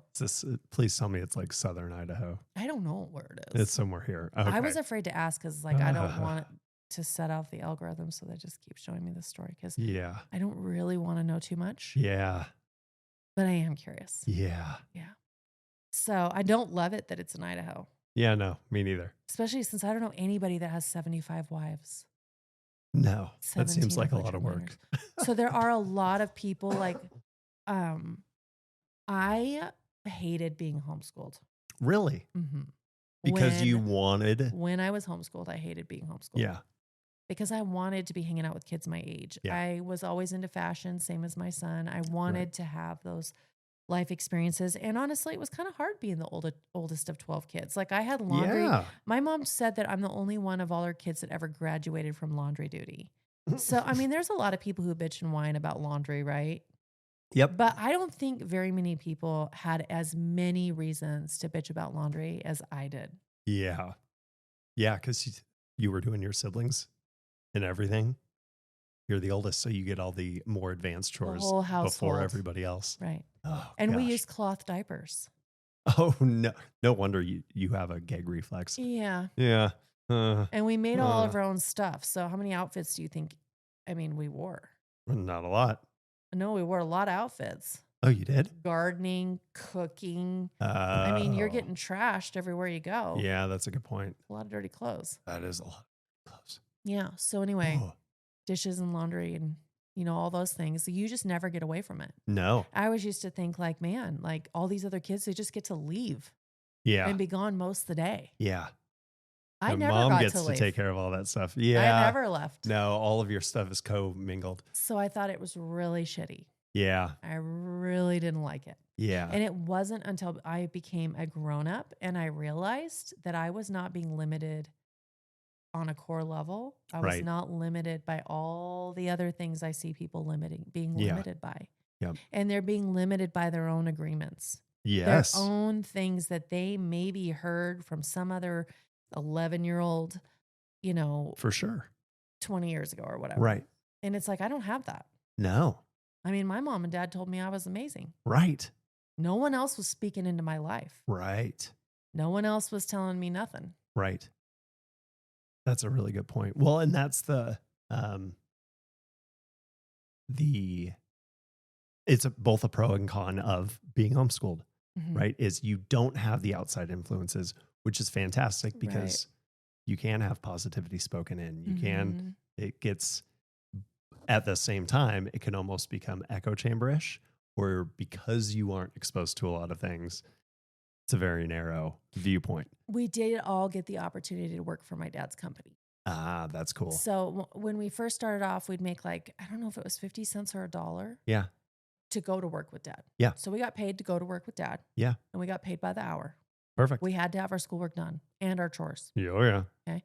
So then we got to go to work with dad. We got to make money. That was our money. We got paid. Cool. Okay. That's pretty cool. Yeah. We loved that. Oh, yeah. And then if he would ask us to bring him a tool and we knew exactly what it was. And when your dad's a plumber and he has, multiple work trucks. Oh, yeah. You've got a lot of options, a lot of things. And it was plumbing parts too. I need a copper this. I need an ABS this. I need a PVC this, like whatever. And we knew what it was and we can go get it. Well, then we got a raise. So it kind of went from like, I want to say it was $1 an hour at first. Then we made $5 an hour per hour. And then if we knew all the tools and we were able to follow dad's instruction to get the job done while he was away doing a different job, we got $10 an hour. Ooh. I know. We're rolling in the dough. Yeah. That's pretty good. Yeah. So you learned that real fast. Yep. I also taught piano lessons. Oh, cool. Yeah. I had I ended up getting carpal tunnel real bad in my wrists. Did you really? Shoveling snow. No way. Yeah. I went to school for piano as my major. I was training under Daisy Jaffe and Daniel Nagy to be a concert pianist. That was my #1 career choice. What? That's phenomenal. My wrists blew out. No way. So I got carpal tunnel, which I didn't know what that was. Nobody talked about carpal tunnel. You're just back like, then. Yeah. So then when you're going to school to be a concert pianist, like you're playing 4 to 5 hours a day minimum. Easy. Minimum. Yeah. Okay. And just one day, like I was like in super bad pain. And I just kind of ignored it because I guess I have a really high pain tolerance. Yeah, push through. We just pushed through. And then eventually, like, I really wasn't even able to hold a fork, open a door, drive. Like, it hurt. It was basically useless. It was so swollen. It was bigger than the width of my hands. Like, everything was swollen. Oh, no. And so then I was like, well, there's like shark cartilage and there's other things you can do. I wasn't able to play anymore. And so my piano teachers, they were just like, hey, you need to accept the fact that this is not for you. Oh, no. And I was like, oh, my God. Yeah, because that's the plan. I know. That was my A to Z. Yeah. And then I just came up with a new A to Z. Were you said that you allow yourself to go through the depression? I would imagine that was a point where you had to go through the depression. Yeah. Yeah. I still have a piano. Good. Yeah. Well, and so did you end up doing something to fix the carpal tunnel? It's still a problem to this still day. A problem? I have about a 5-minute of playing piano before it starts hitting. Yeah. Oh, man. Just wasn't meant to be. Yeah. It was fine. Yeah. And I probably really wouldn't. I mean, I would have been traveling a lot. I mean, I would have really been in a whole different world. It would have been, totally different. And that world just wasn't for me, I guess. Interesting. I was pretty distraught. Oh, yeah. But I'm not at all anymore. Yeah. Yeah. Yeah. Well, and that makes sense because in the moment when that's the plan and it's taken away from you, distraught. Absolutely. But then when you get some time underneath you and you get to look back and go, wait. That was what I wanted. But if I changed that and I did get that, I wouldn't be where I'm at today. And I like where I'm at today. Yeah. I would have been around completely different people, which would have been different opportunities. And I would have just been a different person. Yeah. Yep. And that timeline would have been great. But this timeline's great too. Yeah. That's wild. Yeah. Yeah. I had a very distinct version of that with when Rachel and I got married, we agreed no kids for 5 years. Okay. We're young. Young marriages typically don't work out. Did it? Well, no, we did. You did? Okay. Almost exactly 5 years. Oh, wow. But in that 5 years, I joined a band, had a development deal, was doing all the things, touring around. And I remember that we were performing to figure out like, are we going with Sony? Are we going with Atlantic? We got all the producers here. There's going to be some bidding over who wants the band. This is going to be fun. And I knew it was my last show. How did you know? Because we were at the 5-year mark. Oh, yeah. And so I could have said, we're going to have kids, but I'm still going to do the band thing, or which not really an option, right? I mean, like touring all over the place and not there are people that do it. I know, but it makes no sense. You miss out on a lot. Right. And I didn't want that. Or I could say, no, we're going to delay this and I'm doing the band thing. And so we can have kids in a couple years from now. Yeah. Right. Yeah. But I knew I wanted kids. Mm-hmm. And so I always like looking back on that and going, oh, there was a timeline where I did the band thing and there's a timeline where I ended up where I am today. Yeah. And the band, like, that sounds cool, right? Mm-hmm. Rock and roll. Let's go. I would never trade it for the kids and where I'm at today. Do you ever have any regrets that you didn't? No. Are these your drums or your son's? Yeah. So do you still play? Oh, yeah. Oh, that's awesome. All the time. Oh, I love that. Yeah. Oh, well, so cool. And he would like to claim them. But I mean, so I looked at this exact same drum set. It literally might be the exact same drum set. But it was the black with the gold inlay and everything else. Early 20s, Rachel and I have no money. I'm in the band. Like, that's what I want. It was at Guitar Center. I'm going to have that drum set. And you have it. Yeah. Back then it was $3,000 and I didn't have 2 nickels to rub together. Right. Yeah. And so during COVID, I looked it up and it was like right by my mom's house. She went and picked it up and I had my drum set. But I love that. So it's technically mine, but Gabe's doing the whole playing 4 hours a day. And he is right now. He's how do you guys put up with it? I mean, I think it's slowly driving everybody insane, including the neighbors. So I told you I taught piano lessons, right? Yeah. We all practiced. Mom had 3 of us kids in piano lessons at all times. Yeah. And so I would get sick of it. But I can't imagine if I had somebody else playing drums, clarinet, violin, like the flute. Yeah. I just can't. No. They don't have soundproof rooms in enough homes these days. No. And we need them desperately. Yeah. Because we have trombone, flute, guitar, acoustic and electric guitar, and electric keyboard, piano, whatever it is. It's horrible if nobody's practicing. Oh, it's terrible. Because if they're not practicing, boy, they're in trouble. But if they are practicing, please do it somewhere else. It's torturing everybody. Yeah, exactly. But if I could go back, I wish I had taken piano lessons. Piano's such a good foundation. That's what everybody says, but I only ever wanted to learn how to play the guitar. Oh, of course. But you could now because you it's really not music similar. Theory and everything else. It's not really that similar. No, but you know chords. Kind of. I mean, I can read music. Yeah. For piano. Yeah. It's a leg up. But I don't have any natural talent. Like I don't play by ear at all. Oh, see, I'm the exact opposite. Oh yeah, I am completely.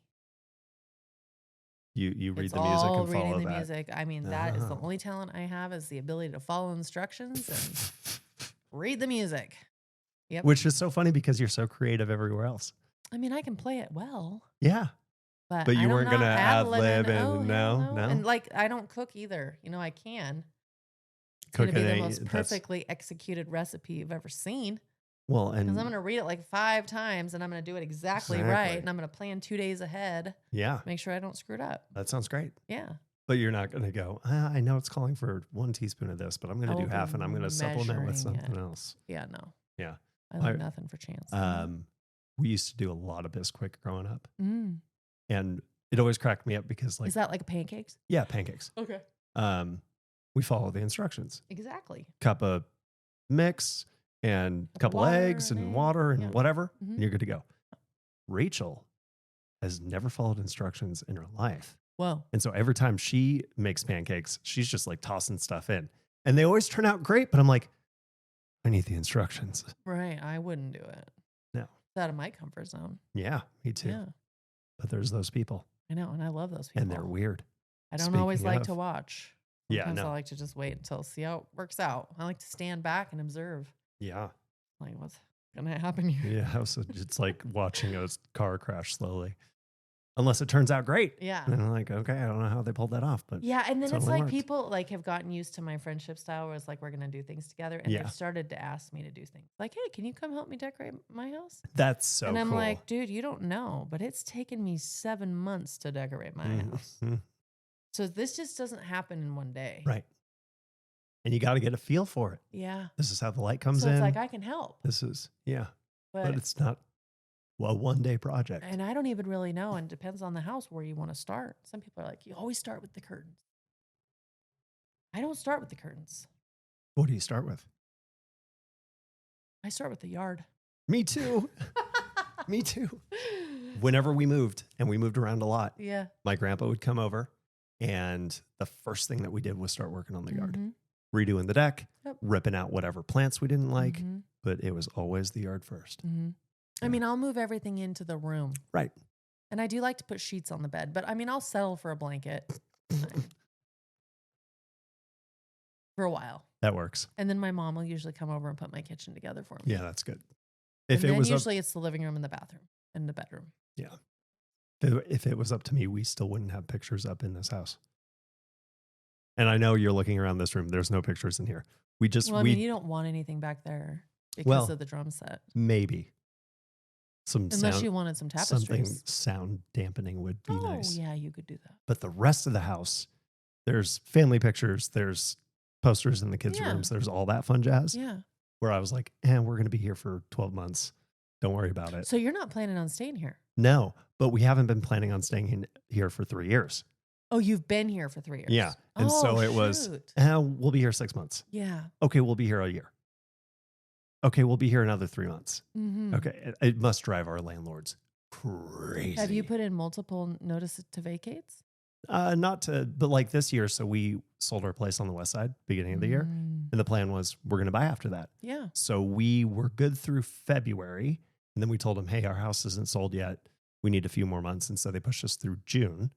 And then here we're at the end of June. Right. And we're like, yeah, we aren't buying this year. So we're actually going to be here another year. Thanks. And they've been great. They're very flexible. Oh, I love that. Yeah. But for it's back to that, like, the so reason you've decided that you don't want to buy it all this year? No. I mean, and I know that you have some inside information, your experience in life and in finance. And you have to go with your gut when you make a big decision. Well, and the last few years, there's been no inventory, right? It's definitely still been, even though the rates are high, still been kind of a seller's market. Now there's more houses on the market, so it's becoming more of a buyer's market, but the prices haven't come down. Where if you look across the rest of the country, there's a lot of spots where prices, like our spot on the west side, nice spot, nice area, a lot of money over there. 40 houses in our price range that were up for sale at the same time in our area. Ours and one other were the only two that went under contract over the course of us trying to sell the house. Really? And then we had to delay a couple times for financing for the buyers. And in that little last couple week window before we officially sold the house, another house in our neighborhood went up for sale for $30,000 less than our house. And it had an extra garage space and some other things that it's like, if we have to go back to market, we're taking an even further discount. So did you lose money on your house? No. Oh, good. But we sold for way less than I wanted to. Where that's the west side. Yeah. Where you got all sorts of economic factors and everything else that should play in your favor. Right. And we're having a hard time. Yeah. Here, the prices are still high. But I've also heard that the Inland Northwest is normally insulated from what's happening everywhere else for a year or two, and then it impacts here. Well, you said the Inland Northwest. Yeah. But we're Pacific Northwest. Well, so I have you heard it both ways? I've heard it both ways. I think it's confusing. Yeah. So what have you heard? So anything east of the mountains is Inland Northwest. Anything west of the mountains is Pacific Northwest. West of which mountains? The Rockies. So like Snoqualmie Pass is kind of what I put as the demarcation line. I don't know if it's true or not.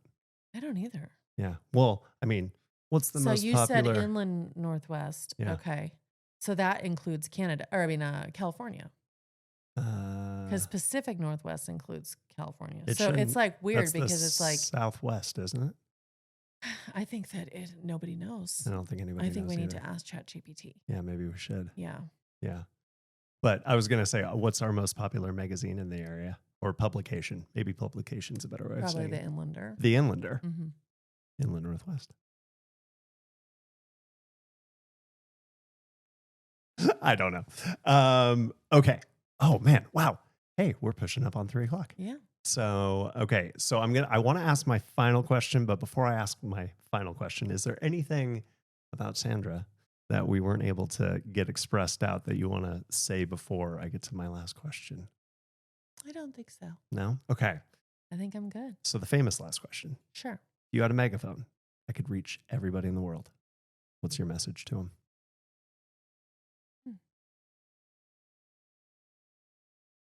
I guess I'd probably say you were not alone. Ooh, I like that. Mm-hmm. How so? Well, it's just the truth. But so many people feel alone. Yeah. And they're not. You're not the only one who feels this way. You're not the only one who's had this problem. You're not the only one that's broke. You're not the only one trying to buy. You're not the only one who's having a hard time with your wife or your husband. You're not the only one. Yeah. You're not alone. And, you know, reach out. Right. Yeah. Don't feel like you're alone and then isolate. Yeah. Yeah. Bad things happen then. Mm-hmm. I love that. Yeah. There's always somebody else that's feeling it. You can reach out to. Well, and then that's literally my whole job. Yeah. Oh, yeah. You know what I mean? You're not alone. A tree falls on your house. I want people to call me. Right. Even if it's something that, you're out of my territory. It doesn't matter. I will find you the best person to help you. Yes, you will. You know what I mean? And I know what pitfalls you need to avoid. Yeah. If you have a flood, fire, anything, that's just what I love to do. Yeah. Help people get through it because it is a crazy time. As a kid, we had a flood and a fire. Oh, geez. Yeah. So, I've experienced this stuff firsthand. Yeah. So I know stuff. Yeah. Well, and how disruptive and chaotic it is. I'm in my 16th year of doing this job. That's amazing. And I love it. That's so good. Well, and I love that that's the core right there is you're not alone. No. I might go work for corporate one day. You asked me what I might do after this. Yeah. I might. Yeah. Because I can teach other people to do what I do. Yeah, that'd be really good. Yeah, if we could clone you, that'd be great. That's what I think. Yeah. Well, on that note, yeah. That's a great megaphone message. Yeah. Sandra, thank you for coming. Thank you for having me. And thank you guys for listening. Yes, thank you.